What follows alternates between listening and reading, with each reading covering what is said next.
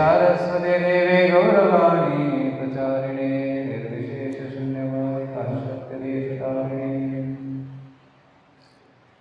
वाञ्छाकल्पतरुभ्यश्च कृपा सिन्धुभ्य एव च पतितानां पावनेभ्यो वैष्णवेभ्यो नमः। जय श्री कृष्ण चैतन्य प्रभु नित्यानंद श्री अद्वैत गदाधर श्रीवासादि गौरभक्तवृंद। हरे कृष्णा कृष्णा कृष्णा हरे हरे हरे राम राम राम हरे हरे। मूकं करोति वाचालं पङ्गुं गिरिं यत्कृपातमहं वन्दे श्रीगुरो हरिनकालं परमानन्दमाधवं श्रीचैतन्येश्वरम्। ಹರೇ ಕೃಷ್ಣ. ಭಗವದ್ಗೀತೆ ಯಾಕೆ ಇಷ್ಟು ಬಹುಮುಖ್ಯವಾದದ್ದು? ಯಾಕೆಂದರೆ ಎಲ್ಲ ವೇದಗಳ ಸಾರ ಭಗವದ್ಗೀತೆ. ಎಲ್ಲ ವೇದಗಳಲ್ಲಿರುವ ಶ್ಲೋಕಗಳನ್ನು ಎಣಿಸಿದರೆ 1,00,000 ಶ್ಲೋಕಗಳಿವೆ. ಅಂದರೆ 1ರ ಮುಂದೆ 10 0 ಹಾಕಿ ಅಷ್ಟು ಶ್ಲೋಕಗಳಿವೆ. ಅಷ್ಟು ಓದೋದಕ್ಕೆ ಸಾಮರ್ಥ್ಯ ಅನ್ನೋದಿಲ್ಲ. ಕೇವಲ ದೇವರು ಮಾತ್ರ ಅಷ್ಟು ರಚನೆ ಮಾಡಲು ಸಾಧ್ಯ, ಓದೋರು ಸಾಮರ್ಥ್ಯ ಇಲ್ಲ. ಎಸ್ಪೆಷಲಿ ಅದು ಕಲಿಯುಗದಲ್ಲಿ ಮಂದಬುದ್ಧಿ ಮಂದಭಾಗ್ಯವಂತರಿಗೆ ಇನ್ನಿಷ್ಟು ಕಷ್ಟ. ನಮ್ಮ ತಾಯಿ ಹೇಳ್ತಾ ಇರ್ತಾರೆ, ಕೆಲವೇ ತಾಯಿ ಹೇಳ್ತಾ ಇರ್ತಾರೆ, ಏನಪ್ಪ ನೀನು ಇಷ್ಟು ಶ್ಲೋಕ ಓದ್ತೀಯ ಹೇಳ್ತೀಯ, ನಮ್ಗೆ ಒಂದು ಅರ್ಧ ಶ್ಲೋಕನೂ ಬರೋಲ್ಲ, ಪ್ರಯತ್ನ ಪಟ್ಟರು ನೆನಪಾಗಲ್ಲ. ಮತ್ತು ಈ ಕಲಿಯುಗದಲ್ಲಿ ಎಷ್ಟೊಂದು ಡಿಸ್ಟ್ರಾಕ್ಷನ್ಸ್. ಸೊ ಏಕಾಗ್ರತೆಯಿಂದ ಒಂದು ಶ್ಲೋಕ ಅಥವಾ ಒಂದು ಪೇಜ್ ಓದೋದಕ್ಕೂ ಪೇಷನ್ಸ್ ಇಲ್ಲ. ಇಂತಹ ಕಾಲದಲ್ಲಿ ಹೇಗೆ ನಾವು ಶಾಸ್ತ್ರವನ್ನು ಓದಬಹುದು? ಸೊ ವಿಶೇಷವಾಗಿ ಕಲಿಯುಗದ ಜನರಿಗಾಗಿ ಗೀತಾ ಮತ್ತು ಭಾಗವತವನ್ನು ಕೊಟ್ಟಿದ್ದಾರೆ. ಭಗವದ್ಗೀತೆ ಎಲ್ಲ ವೇದಗಳ ಸಾರ. ಸರ್ವೋಪನಿಷದೋ ಗಾವೋ ದೌಗ್ಧಾಗೋಪಾನಂದನ ಪಾರ್ಥೋ ವತ್ಸ ಸುಧೀರ್ಭೋಕ್ತ ದುಗ್ಧಂ ಗೀತಾಮೃತಂ. ಎಲ್ಲ ವೇದಗಳನ್ನು ಒಂದು ಹಸುವಿನ ದೇಹಕ್ಕೆ ಹೋಲಿಸಿದರೆ ಹಾಲು ಭಗವದ್ಗೀತೆ. ಹಸುವಿನ ಸಾರಾಂಶ ಏನಿದೆ? ಹಾಲು. ಹಸು ತನ್ನ ಎಲ್ಲ ಪ್ರೀತಿಯನ್ನು ಹಾಲಿನಲ್ಲಿ, ಎಲ್ಲ ಪೋಷಕ ತತ್ವಗಳನ್ನು ಹಾಲಿನಲ್ಲಿ ಹಾಕ್ತಾಳೆ. ಅದನ್ನು ಕರು ಕುಡಿದಾಗ ಪೋಷಣೆ ಸಿಗ್ತದೆ. ಅದನ್ನು ನಾವು ಕೂಡ ಕುಡಿದಾಗ ನಮಗೂ ಪೋಷಣೆ ಸಿಗ್ತದೆ.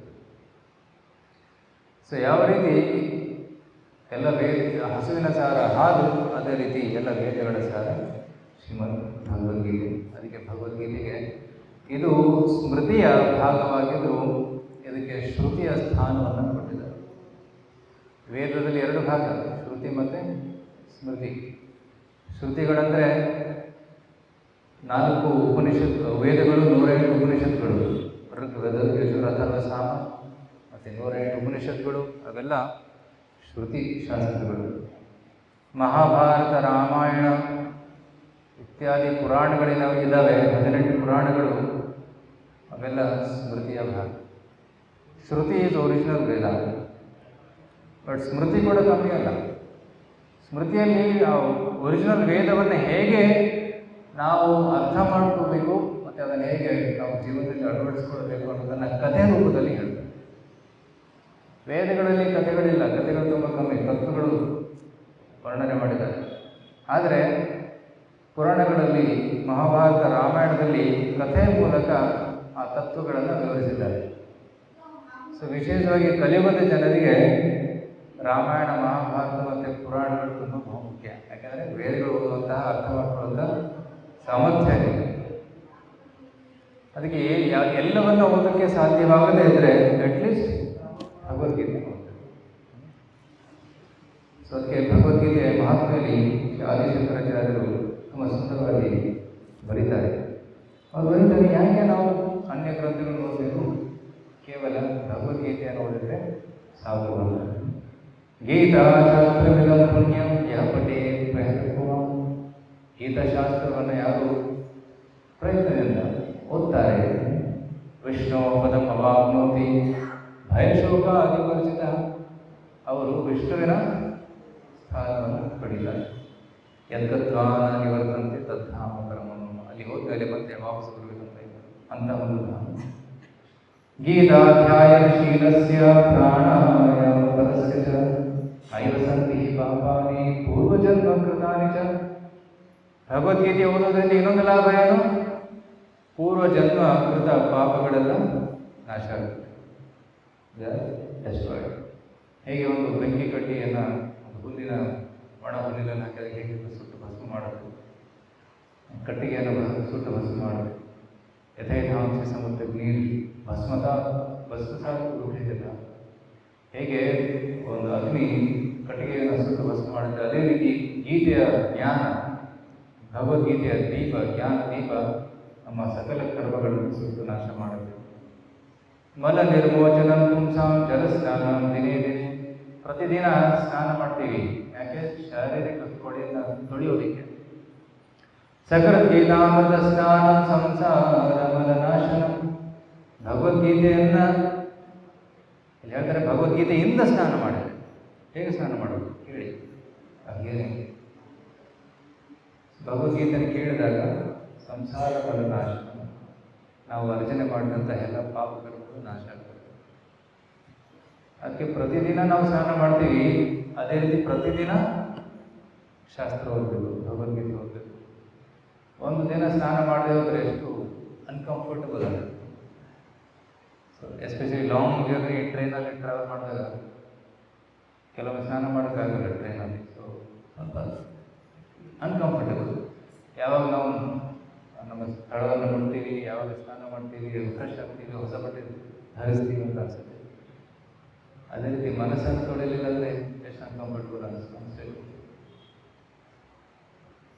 ಎಷ್ಟೋ ಜನ್ಮಗಳಿಂದ ನಾವು ಕೊಳೆಯನ್ನು ಸಂಗ್ರಹಿಸ್ತಾ ಬಂದಿದ್ದೀವಿ, ಅದನ್ನು ತೊಳಿಬೇಕು. ತೊಳೆದಿದ್ರೆ ಮನಸ್ಸಲ್ಲಿ ಎಷ್ಟು ಅನ್ಕಂಫರ್ಟಬಲ್ ಅನಿಸುತ್ತೆ. ಮನಸ್ಸಲ್ಲಿ ಶಾಂತಿ ಇರೋದಿಲ್ಲ, ನೆಮ್ಮದಿ ಇರೋದಿಲ್ಲ, ಸುಖ ಇರೋದಿಲ್ಲ. ಅದಕ್ಕೆ ಪ್ರತಿದಿನ ಓದಬೇಕು. ಗೀತಾ ಸುಗೀತಾ ಕರ್ತವ್ಯ ಕಿಮನ್ನೇ ಶಾಸ್ತ್ರವಿಸ್ತದೆ. ಕೇವಲ ಗೀತೆ ಸಾಕು, ಅನ್ಯ ಶಾಸ್ತ್ರಗಳ ಅವಶ್ಯಕತೆ ಇಲ್ಲ. ಯಾ ಸ್ವಯಂ ಪದ್ಮನಾಭಸ್ಯ ಮುಖವನ್ನು ತಿಳಿಸುತ್ತ. ಸ್ವಯಂ ಪದ್ಮನಾಭನ ಮುಖ ಪದ್ಮದಿಂದ ಉದ್ಭವವಾಗಿರುವಂತಹ ದಿವ್ಯವಾದ ವಾಕ್ಯಗಳಿವೆ, ಅದೇ ಭಗವದ್ಗೀತೆ. ಭಗವಂತನು ಹಾಡಿದಂತಹ ಹಾಡಿಗೆ ಭಗವದ್ಗೀತೆ ಅಂತ ಕರೀತಾರೆ. Song of God. ಭಾರತಾಮೃತ ಸರ್ವಸ್ವಂ ವಿಷ್ಣು ವಕ್ರ. ಮಹಾಭಾರತದ ಸರ್ವಸ್ವ ಎಸೆನ್ಸ್ ವಿಷ್ಣು ವಕ್ರ ವಿನಿಸಿತಂ. ಗೀತಾ ಗಂಗೋದಕಂ ಪಿತ್ವಾ ಪುನರ್ಜನ್ಮ ನ ವಿದ್ಯತೆ. ನಿನ್ನೆ ಒಬ್ಬರು ಕೇಳ್ತಾ ಇದ್ರು, ಸರ್ ನಾವು ಚಾಂಟಿಂಗ್ ಮಾಡಿದ್ರೆ, ಹರಿಕೃಷ್ಣ ಜಪ ಮಾಡಿದ್ರೆ, ಭಗವದ್ಗೀತೆ ಓದಿದ್ರೆ ಮತ್ತೆ ಹುಟ್ಟಿ ಬರೋದಿಲ್ಲ? ಕೃಷ್ಣ ಹೇಳ್ತಾನೆ ಹುಟ್ಟಿ ಬರೋದಿಲ್ಲ ಅಂತ. ಯದ್ಗತ್ವ ನ ನಿವರ್ ಮಾಮುಪೇತ್ಯ ಪುನರ್ಜನ್ಮ ನೈತಿ ದುಃಖಾಲಯ ಶಾಶ್ವತ ನೈತಿ ಅಂತ ಹೇಳ್ತಾನೆ ಕೃಷ್ಣ. ಮತ್ತೆ ಹುಟ್ಟಿ ಬರೋದಿಲ್ಲ ಅಂತ ಆಶ್ವಾಸನೆಯನ್ನು ಕೊಟ್ಟಿದ್ದಾನೆ. ಮತ್ತೆ ಹುಟ್ಟಿ ಬರಬೇಕಾ? ಹುಟ್ಟು ತುಂಬ ತೊಂದರೆ, ಸಾವು ಕೂಡ ತುಂಬ ತೊಂದರೆ. ವೆರಿ ಡಿಫಿಕಲ್ಟ್, ಕಷ್ಟ. ಹುಟ್ಟುವಾಗ ಯಾರು ನಗ್ನಗ್ತಾ ಹುಟ್ಟೋದಿಲ್ಲ, ಅಳ್ತಾ ಅಳ್ತಾ ಹುಟ್ಟೋದು. ಸಾಯೋದು ಕೂಡ ಯಾರು ನಗ್ನಗ್ತಾ ಸಾಯೋದಿಲ್ಲ, ಅಳ್ತಾ ಅಳ್ತಾ ಸಾಯೋದು. ಸೊ ಹುಟ್ಟು ಕೂಡ ಅಳ್ತಾ ಹೋಗ್ತೀವಿ, ಸಾಯೋದು ಕೂಡ ಅಳ್ತಾ, ಮಧ್ಯದಲ್ಲಿ ಕೂಡ ಕಣ್ಣೀರು, ದುಃಖಗಳು, ರೋಗಗಳು. ಸೊ ಕೃಷ್ಣ ಹೇಳ್ತಾನೆ ಮತ್ತೆ ಅದು ಬರಬೇಕು ಇಲ್ಲಿಗೆ, ವೈಕುಂಠಕ್ಕೆ ಹೋಗೋಣ ಅಂತ. ಈ ಜಗತ್ತಿಗೆ ಕುಂಠ ಅಂತಾರೆ, ಆ ಜಗತ್ತಿಗೆ ವೈಕುಂಠ. ಪುನರ್ಜನ್ಮ ನಾವಿದ್ದೇವೆ. ಏಕಂ ಶಾಸ್ತ್ರಂ ದೇವಕಿ ಪುತ್ರ ಗೀತಂ. ಕೆಲವು ಕನ್ಫ್ಯೂಷನ್ ಆಗುತ್ತೆ, ಎಷ್ಟೊಂದು ಶಾಸ್ತ್ರಗಳಿವೆ, ಯಾವ ಶಾಸ್ತ್ರ ಓದ್ಬೇಕು ನಾವು? ಏಕಂ ಶಾಸ್ತ್ರ, ದೇವಕಿ ಪುತ್ರ ಕೃಷ್ಣ ಹೇಳುವಂಥ ಶಾಸ್ತ್ರ. ಏಕೋ ದೇವೋ, ಒಬ್ಬನೇ ದೇವ. ಯಾರು? Bhagavan Shri Krishna. Only one prime minister and others are all cabinet ministers, and some are chief ministers and some are government employees. ಅದೇ ರೀತಿ ಜಗತ್ತಿನಲ್ಲಿ 33 ಕೋಟಿ ದೇವತೆಗಳಿದ್ದಾರೆ, ಅವರೆಲ್ಲರೂ cabinet ministers and chief ministers ಅವೆಲ್ಲ. ಬಟ್ ಕೃಷ್ಣಸ್ತು ಭಗವಾನ್ ಸ್ವಯಂ, ಸ್ವಯಂ ಭಗವಂತ ಕೃಷ್ಣ ಜಗನ್ನಾಥ ಜಗತ್ತಿನ ಒಡೆಯ. ಏಕೋ ದೇವೋ ದೇವಗೆ ಪುತ್ರೋ ಏಕೋ ಮಂತ್ರ. ಹಲವಾರು ಮಂತ್ರಗಳಿವೆ, ಆದರೆ ಎಲ್ಲದರಲ್ಲಿ ಅತಿ ಉತ್ತಮವಾದಂತಹ ಮಂತ್ರ ಅಂದರೆ ಭಗವಂತನ ನಾಮ, ಕೃಷ್ಣನ ನಾಮ. ಹಲವಾರು ಕರ್ಮಗಳಿವೆ. ಕರ್ಮಾಭಿಯೇಕಂ ತಸ್ಯ ದೇವಸ್ಯ ಸೇವಾ. ಒಂದೇ ಕೆಲಸ ಇರಬೇಕು, ಅದೇನು ಭಗವಂತನ ಸೇವೆ. ಬೇರೆ ಕೆಲಸಗಳು ಮಾಡಿದರೆ ಬಂಧನಕ್ಕೆ ಕಾರಣ, ಭಗವಂತನ ಸೇವೆ ಮಾಡಿದರೆ ಅದು ಮುಕ್ತಿಗೆ ಕಾರಣ. ಯಜ್ಞಾರ್ಥಾತ್ ಕರ್ಮಣ, ಭಗವಂತನಿಗೋಸ್ಕರ ಕರ್ಮ ಮಾಡಬೇಕು.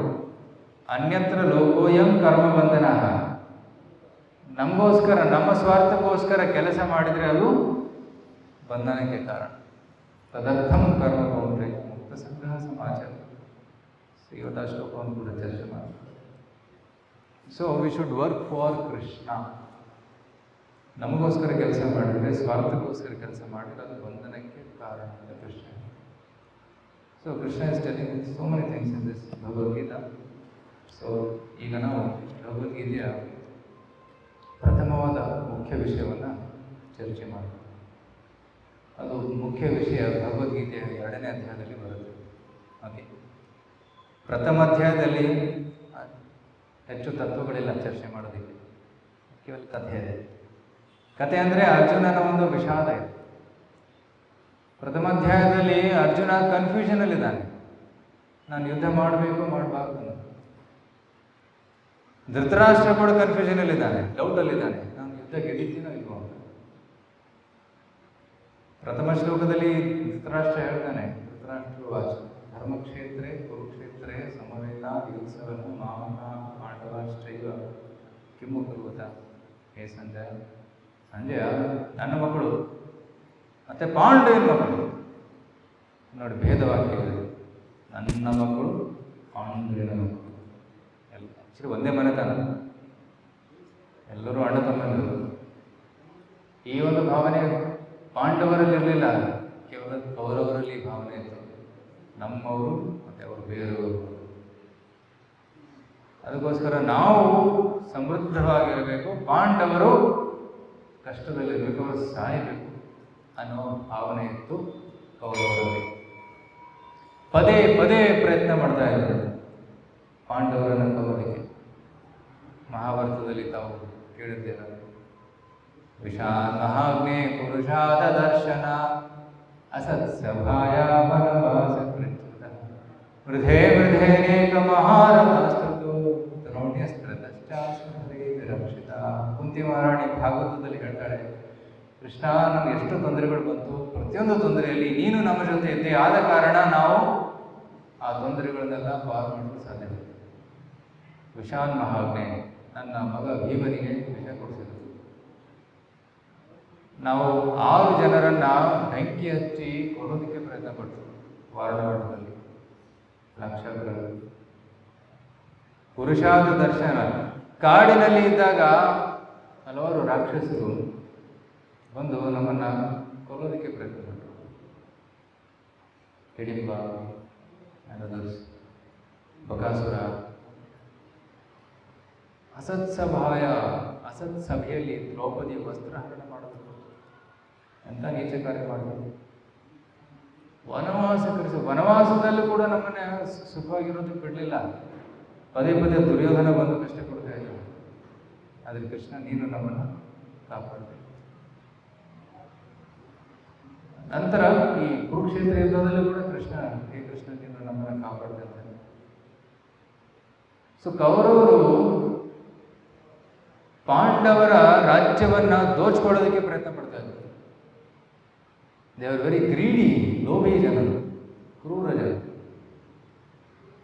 ಆ ಎಲ್ಲ ಸಾಮ್ರಾಜ್ಯ ಪಾಂಡವರು, ಪಾಂಡುವಿನ ಹಕ್ಕು, ಪಾಂಡುವಿನ ಮಕ್ಕಳ ಹಕ್ಕು. ಆದರೆ ಧೃತರಾಷ್ಟ್ರ ಆ ಸಾಮ್ರಾಜ್ಯವನ್ನು ತೋರಿಸ್ಕೊಡೋದಕ್ಕೆ ಹೋಗುತ್ತೆ. ಇದು ಲೋಹ. ಈಗೂ ಕೂಡ ನಾವು ನೋಡ್ತಾ ಇದ್ದೀವಿ, ಯುದ್ಧಗಳು ನಡೀತಾ ಇದೆ. ಯಾಕೆ ಯುದ್ಧಕ್ಕೆ ಕಾರಣ? ನಾನು ರಾಜನಾಗಬೇಕು, ನಾನು ಸಮೃದ್ಧವಾಗಿರಬೇಕು.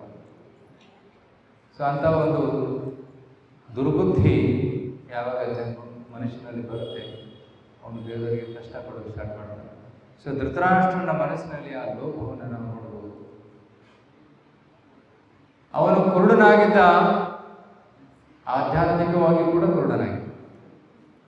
ಕಣ್ಣಲ್ಲಿ ಕುರುಡ, ಕಾಣೋದಿಲ್ಲ. ಅದರ ಮನಸ್ಸಿನಲ್ಲಿ ಕೂಡ ಅವನು ಕುರುಡ, ಇಟ್ ಡಸಂಟ್ ನೋ. ಸೊ ಅಂತಹ ವ್ಯಕ್ತಿಯಾಗಿದ್ದ ಧೃತರಾಷ್ಟ್ರ ಯುದ್ಧ ಮಾಡಲಿಲ್ಲ ಅವನು, ಆದರೆ ತನ್ನ ಮಕ್ಕಳನ್ನು ಯುದ್ಧಕ್ಕೆ ಕಳಿಸ್ತಾನೆ. ಅವರೆಲ್ಲರೂ ಈಗ ಕುರುಕ್ಷೇತ್ರ ರಣಭೂಮಿಯಲ್ಲಿ ಅವರು ಸೇರಿದ್ದಾರೆ. ಒಂದು ಕಡೆ ಪಾಂಡವರು, ಇನ್ನೊಂದು ಕಡೆ ಕೌರವರು. ಕೌರವರ ಸೇನೆ 11 ಅಕ್ಷೋಹಿಣಿ, ಪಾಂಡವರ ಸೇನೆ 7 ಅಕ್ಷೋಹಿಣಿ. ಸೊ ಸರಿಸಾಟಿ ಆಗಿರಲಿಲ್ಲ ಇದು. ಪಾಂಡವರು 5 ಜನ, ಕೌರವರು 100 ಜನ. ಸೊ ಸೇನೆಯ ಬಲವನ್ನು ನೋಡಿದರೆ ಕೌರವರೇ ಗೆಲ್ಲಬೇಕಿತ್ತು, ಹೌದಿಲ್ಲ? ಕೌರವರ ಹತ್ರ ಗುರುಗಳಿದ್ರು, ದ್ರೋಣಾಚಾರ್ಯ, ಕೃಪಾಚಾರ್ಯ, ಭೀಷ್ಮಾಚಾರ್ಯ, ಮತ್ತೆ ಮಹಾರಾಜಗಳಿದ್ರು, ದುರ್ಯೋಧನ, ದುಶಾಸನ, ಕರ್ಣ, ಶಕುನಿ, ಇವರೆಲ್ಲರೂ. ಆದರೆ ಪಾಂಡವರ ಪಕ್ಷದಲ್ಲಿ ಅವರೆಲ್ಲ ಚಿಕ್ಕವರು. ಭೀಷ್ಮಾಚಾರ್ಯರ ಮುಂದೆ ಅರ್ಜುನ ಏನೂ ಅಲ್ಲ. ಪರೀಕ್ಷಿತ್ ಮಹಾರಾಜ್ ಹೇಳ್ತಾನೆ, ಭೀಷ್ಮಾಚಾರ್ಯ, ದ್ರೋಣಾಚಾರ್ಯರು ಅವರೆಲ್ಲ ತಿಮಿಂಗಿಲ ಥರ, ತಿಮಿಂಗಲು, ಸಮುದ್ರದಲ್ಲಿರ್ತಾರೆ ತಿಮಿಂಗಲು. ಅವು ದೊಡ್ಡ ದೊಡ್ಡ ಮೀನುಗಳನ್ನು ನುಂಗ್ತವೆ, ಹಡಗನ್ನು ಉರುಳಿಸ್ತವೆ. ಅಂತಹ ಶಕ್ತಿ ತಿಮಿಂಗಲಗಳಿವೆ. ಆ ತಿಮಿಂಗಲಗಳ ಮುಂದೆ ಪಾಂಡವರು ಏನೂ ಅಲ್ಲ. ಆದರೆ ಪಾಂಡವರು ಗೆದ್ಬಿಟ್ರು. ಹೇಗೆ? ಕೃಷ್ಣನ ಸಹಾಯ. ಕೃಷ್ಣ ಫ್ಯಾಕ್ಟರ್. ಜಯಸ್ತು ಪಾಂಡುಪುತ್ರಾಣಾಂ ಯೇಷಾಂ ಪಕ್ಷೇ ಜನಾರ್ದನ. ಯಾರ ಪಕ್ಷದಲ್ಲಿ ಶ್ರೀಕೃಷ್ಣ ಜನಾರ್ದನ ಇರ್ತಾನೆ, ಆ ಪಕ್ಷ ಗೆದ್ದೆಯುತ್ತೆ. ಧರ್ಮೋ ರಕ್ಷತಿ ರಕ್ಷಿತ. ಯಾರು ಧರ್ಮದ ರಕ್ಷಣೆ ಮಾಡ್ತಾರೆ ಅವರು ಧರ್ಮದಿಂದ ರಕ್ಷಿಸಲ್ಪಡ್ತಾರೆ.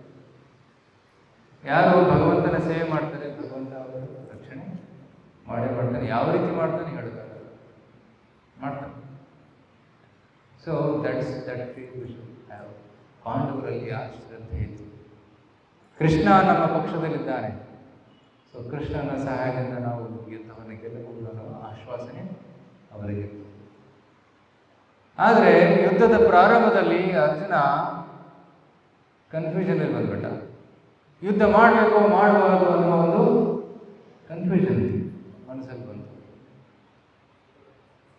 ಸೇನೆಯವರು ಉಭಯವರ ಮಧ್ಯೆ ರಥಂ ಸ್ಥಾಪನೆ ಅಚ್ಯುತ. ಹೇ ಕೃಷ್ಣ, ಹೇ ಅಚ್ಯುತ, ದಯವಿಟ್ಟು ಸೇನೆಯ ಮಧ್ಯದಲ್ಲಿ ರಥವನ್ನು ಸ್ಥಾಪನೆ ಮಾಡುವಂತ ಹೇಳ್ತಾನೆ. ಮಧ್ಯದಲ್ಲಿ ಬಂದು ನಿಂತಾಗ ಅರ್ಜುನ ನೋಡ್ತಾನೆ, ಭೀಷ್ಮ ದ್ರೋಣ ಪ್ರಮುಖತಃ ಸರ್ವೇಷಾಂ ಶಮಹಿಕ್ಷಿತ. ಭೀಷ್ಮ, ದ್ರೋಣ ಮತ್ತು ಇತ್ಯಾದಿ ಮಹಾರಥಿಗಳನ್ನು ನೋಡಿ ಅರ್ಜುನನ ಮನಸ್ಸಿನಲ್ಲಿ ಸ್ವಲ್ಪ ದ್ವಂದ್ವ ಉಂಟಾಗುತ್ತೆ. ವಾಚಪಾರ್ಥ ಪಶ್ಚೈತಾಂ ಸಮವೇತಾಂ ಕುರುವಿಧಿ. ಹೇ ಪಾರ್ಥ, ನೋಡಿ ಯಾರು ಬಂದಿದ್ದಾರೆ ಯುದ್ಧ ಮಾಡೋದಕ್ಕೆ.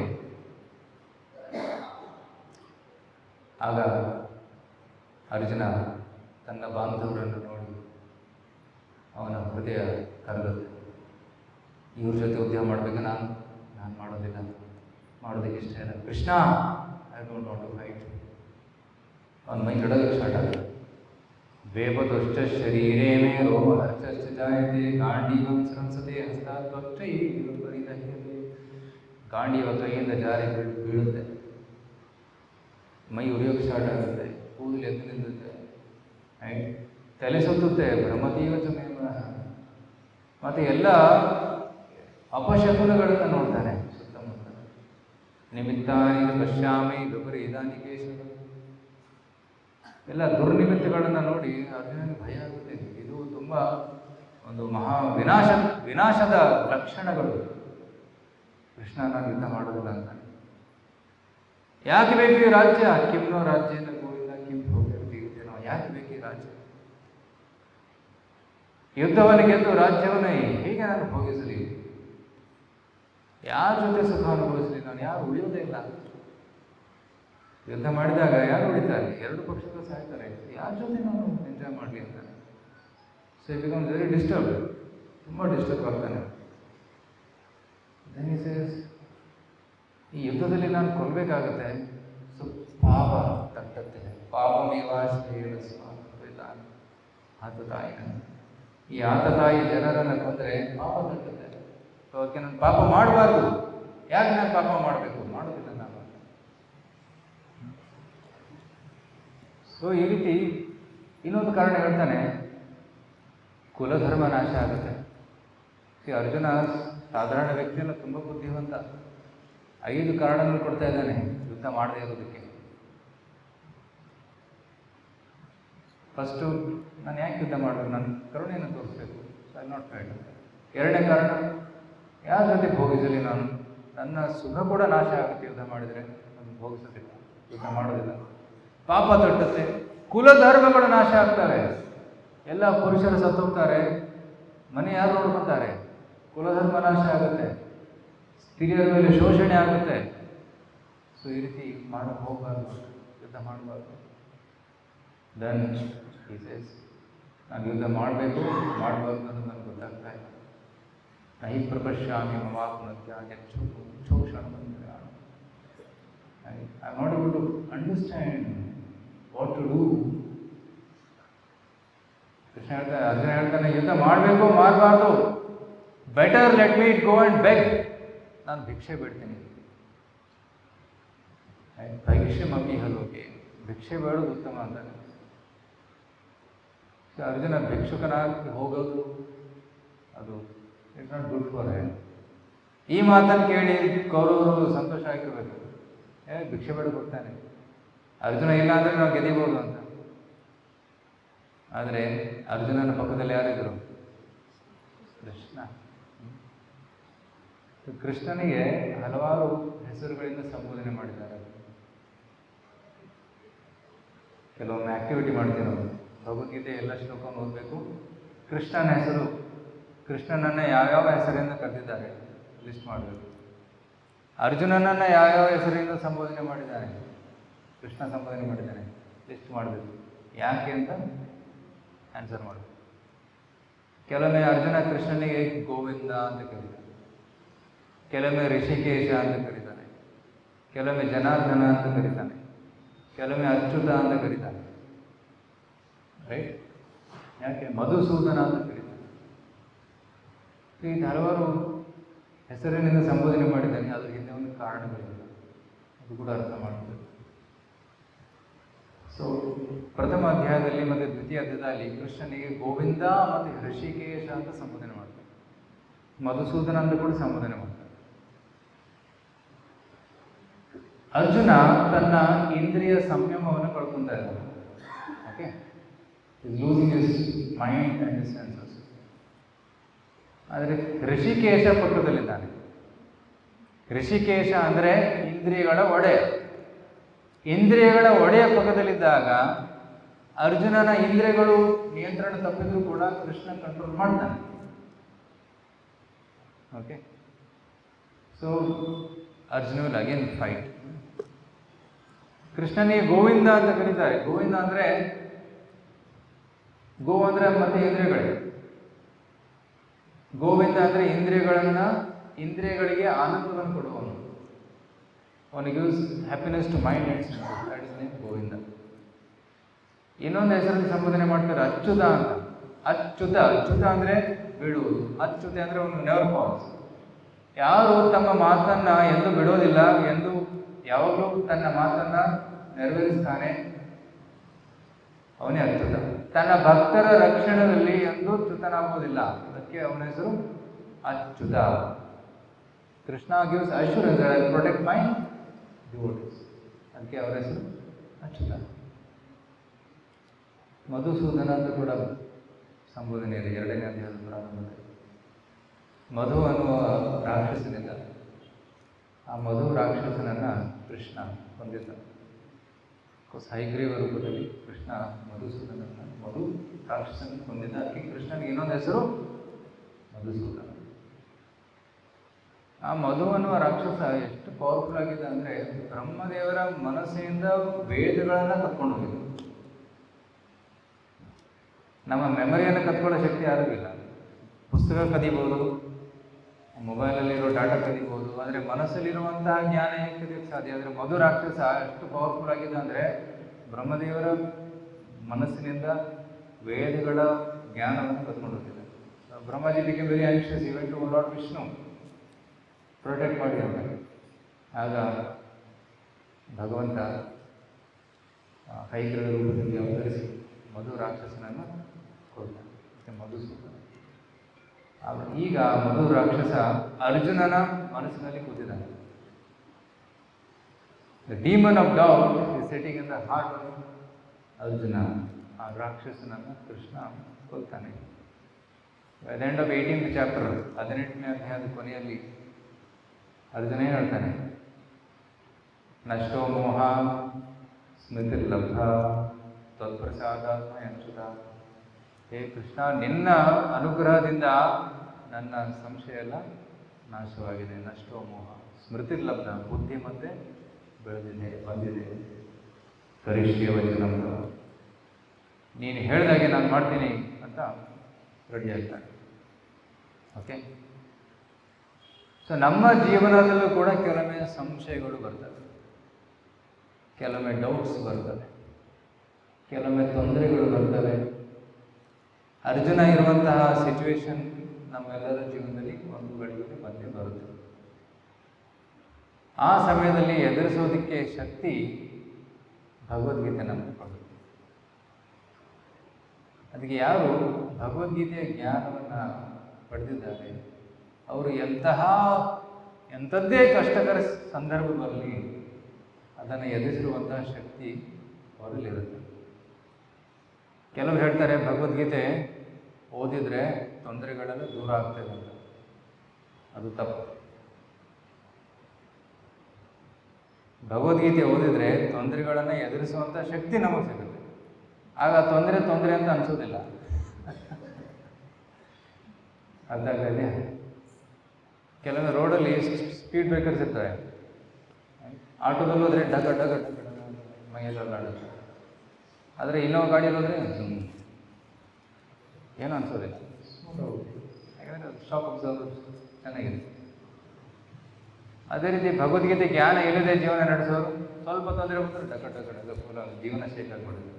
ಅಯ್ಯೋ ನನ್ನ ಜೀವನ ವ್ಯರ್ಥ ಆಯಿತು, ಏನು ಮಾಡೋದು, ಹತಾಶರಾಗಿಬಿಡ್ತಾರೆ, ಸೂಸೈಡ್ ಮಾಡ್ಕೊಳ್ಳೋಣ ಅಂತಾರೆ, ಏನೇನೋ ವಿಚಾರಗಳು ಬರ್ತವೆ. ಹೌದಿಲ್ಲ?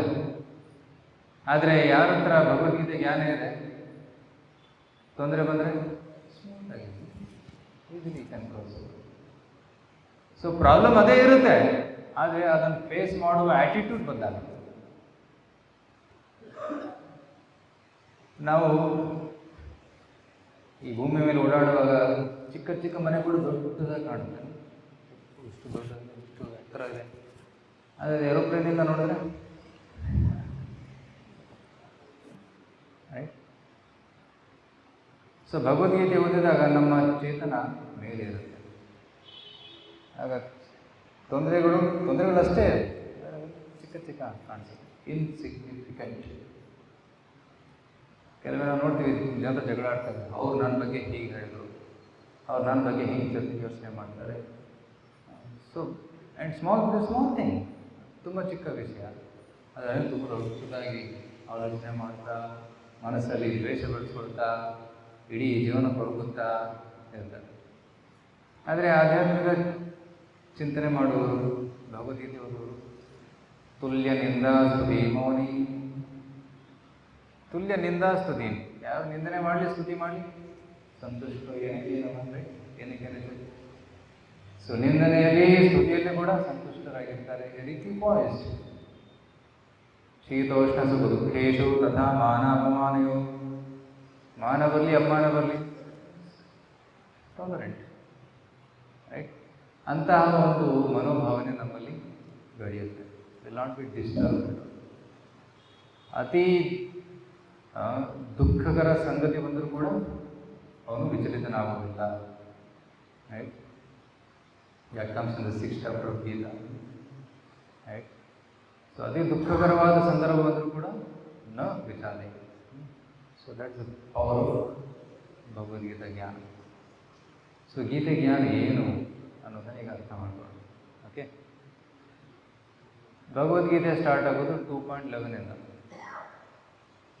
ಸೆಕೆಂಡ್ ಚಾಪ್ಟರ್ 11th ಶ್ಲೋಕ.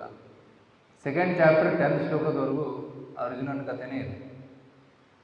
ನಾನು ಯುದ್ಧ ಮಾಡೋದಿಲ್ಲ, ಯಾಕೆ ಮಾಡೋದಿಲ್ಲ, ಎಲ್ಲ ಕಾರಣ ಗೊತ್ತಾಗುತ್ತೆ. ಸುಮಾರು 50 ಶ್ಲೋಕ. First 50 shlokas is nothing but problem. Almost 50, more than 58 shlokas. So 2.11 Krishna ಹೇಳೋದಕ್ಕೆ ಸ್ಟಾರ್ಟ್ ಮಾಡ್ತಾನೆ. ಹೇಳ್ತಾ 18th ಚಾಪ್ಟರ್ವರೆಗೂ ಹೇಳ್ತಾ ಹೋಗ್ತಾನೆ. ರೈಟ್, ಫಸ್ಟ್ ಚಾಪ್ಟರ್ಲಿ ಕೃಷ್ಣ ಮಾತಾಡೋದು. ಭಗವಾನ್ ವಾಚ ಅಂತಿದೆಯಾ ಫಸ್ಟ್ ಚಾಪ್ಟರ್ಲಿ? ಫಸ್ಟ್ ಶ್ಲೋಕ ಧೃತರಾಷ್ಟ್ರ ವಾಚ, ಸೆಕೆಂಡ್ ಶ್ಲೋಕ ಸಂಜಯ್ ವಾಚ, ಆಮೇಲೆ ಅರ್ಜುನ ವಾಚ. Mostly Sanjay and Arjuna speaking first chapter. Second ಚಾಪ್ಟರಲ್ಲೂ ಫಸ್ಟ್ 10 ಶ್ಲೋಕಾಸಲ್ಲಿ 8 ಶ್ಲೋಕಾಸ್, 7 ಶ್ಲೋಕಾಸ್ ಅರ್ಜುನ ಸ್ಪೀಕಿಂಗ್, ಅರ್ಜುನನೇ ಹೇಳ್ತಾರೆ. ರೈಟ್, ಬಟ್ 11th ಶ್ಲೋಕದಿಂದ ಕೃಷ್ಣ ಆಧ್ಯಾತ್ಮ ಜ್ಞಾನವನ್ನು ಹೇಳೋದಕ್ಕೆ ಸ್ಟಾರ್ಟ್ ಮಾಡ್ತಾರೆ. ಸೊ ಪ್ರಪ್ರಥಮವಾದಂತಹ ಒಂದು ವಿಷಯ ಕೃಷ್ಣ ಏನು ತಿಳಿಸಿದಾರೆ ಅಂದರೆ ಅದು ಆತ್ಮಜ್ಞಾನ. ನಾನು ಯಾರು, ನೀನು ಯಾರು ಅರ್ಜುನ ತಿಳ್ಕೊ ಫಸ್ಟ್. ಅಶೋಚಾನನ್ವ ಶೋಚಸ್ತ್ವಂ ಪ್ರಜ್ಞಾವಾದಾಂಶ ಭಾಸಸೆ ಗತಾಸು ನ ಗತಾಸುಂಶ ನಾನು ಶೋಚಂತಿ ಪಂಡಿತಃ. ಏನು ಪಂಡಿತ ಥರ ಮಾತಾಡ್ತಾ ಇದೆಯಾ? ಅದರಿಂದ ಪಂಡಿತ ಇಲ್ಲ. ಯಾವುದಕ್ಕೆ ಶೋಕ ಮಾಡಬಾರ್ದು ಅದರ ಬಗ್ಗೆ ಶೋಕ ಮಾಡ್ತಾ ಇದೆಯಾ? ನೀನು ಯಾರಂತ ತಿಳ್ಕೊ ಫಸ್ಟು. ನೀನು ಈ ದೇಹವಲ್ಲ, ನೀನು ದೇಹಧಾರಿಯಾದಂತಹ, ನೀನು ಶಾಶ್ವತ. ಈ ಭೂಮಿಯಲ್ಲಿ, ಇಂಥ ಭೂಮಿಯಲ್ಲಿ ಇರುವಂತಹ ಎಲ್ಲರೂ ಶಾಶ್ವತ. ನಾವು ಹಿಂದೇನೂ ಇದ್ವಿ, ಈಗಲೂ ಇದ್ದೀವಿ, ಮುಂದೇನೂ ಇರ್ತೀವಿ. ಆತ್ಮಕ್ಕೆ ಎಂದು ಸಾವಿಲ್ಲ, ತಿಳ್ಕೊ ಅರ್ಜುನ. ನೀನು ಯೋಚನೆ ಮಾಡ್ತಾ ಇದೀಯಾ ನಾನು ಈ ವೈರಿಗಳನ್ನು ಕೊಂದರೆ ಪಾಪ ತಟ್ಟುತ್ತೆ ಅಂತ, ಅವರು ಸಾಯ್ತಾರೆ ಅಂತ. ಅವ್ರು ಸಾಯೋದಿಲ್ಲ, ಅವರ ದೇಹ ನಾಶವಾಗುತ್ತೆ, ಆದರೆ ಅವರ ಆತ್ಮ ಮುಂದಿನ ಜನ್ಮಕ್ಕೆ ಹೋಗುತ್ತೆ. ಹೌದಾ? ಎಲ್ಲರೂ ಕೊಲ್ಬೋದ? ನಾವು ಪ್ರಾಣಿಗಳನ್ನು ಕೊಲ್ಬೋದು, ಏನು ಮನುಷ್ಯರನ್ನು ಕೊಲ್ಬೋದು, ದೇಹ ಕೊಲ್ತೀವಿ, ಆದರೆ ಆತ್ಮ ಕೊಲ್ಲೋದಿಲ್ಲ. ಸೊ ಕೊಲ್ಲೋದಕ್ಕೆ ಲೈಸೆನ್ಸ್ ಕೊಟ್ಟಂಗೆ ಅದು ಇಲ್ಲ. ಕೃಷ್ಣ ಹೇಳ್ತಾನೆ, ಈ ಜನರು ಈ ದೇಹದಲ್ಲಿ ಇಟ್ಕೊಂಡು ಪಾಪ ಮಾಡ್ತಾ ಇದ್ದಾರೆ, ಅದಕ್ಕೆ ಅವರಿಗೆ ಪನಿಷ್ಮೆಂಟ್ ಕೊಡಬೇಕು. ಸೊ ಪನಿಷ್ಮೆಂಟ್ ಕೊಡೋದಕ್ಕೆ ನೀನೇ ಅರ್ಹನಾದ ಪೊಲೀಸ್ ಆಗಬೇಕು. You become a fighter and fight. ಕೊಲೆ ಮಾಡಿದವ್ರನ್ನ ಗಲ್ಲಿಗೇರಿಸ್ತಾರ, ಅದು ಸರಿನಾ ತಪ್ಪು? ಪನಿಷ್ಮೆಂಟ್ ಕೊಡೋದು ಸರಿ, ಯಾಕಂದರೆ ಪನಿಷ್ಮೆಂಟ್ ಕೊಡಲಿಲ್ಲ ಅಂದರೆ ಇನ್ನೆಷ್ಟು ತಪ್ಪು ಮಾಡ್ತಾನೆ. ಸೊ ಒಬ್ಬ ಕ್ರಿಮಿನಲ್ ಮರ್ಡರರ್ ಫ್ರೀಯಾಗಿ ಓಡಾಡ್ತಾ ಇದ್ದಾರೆ, ಇವ್ರು ಅಗೇನ್ ಮರ್ಡರ್, ರೈಟ್?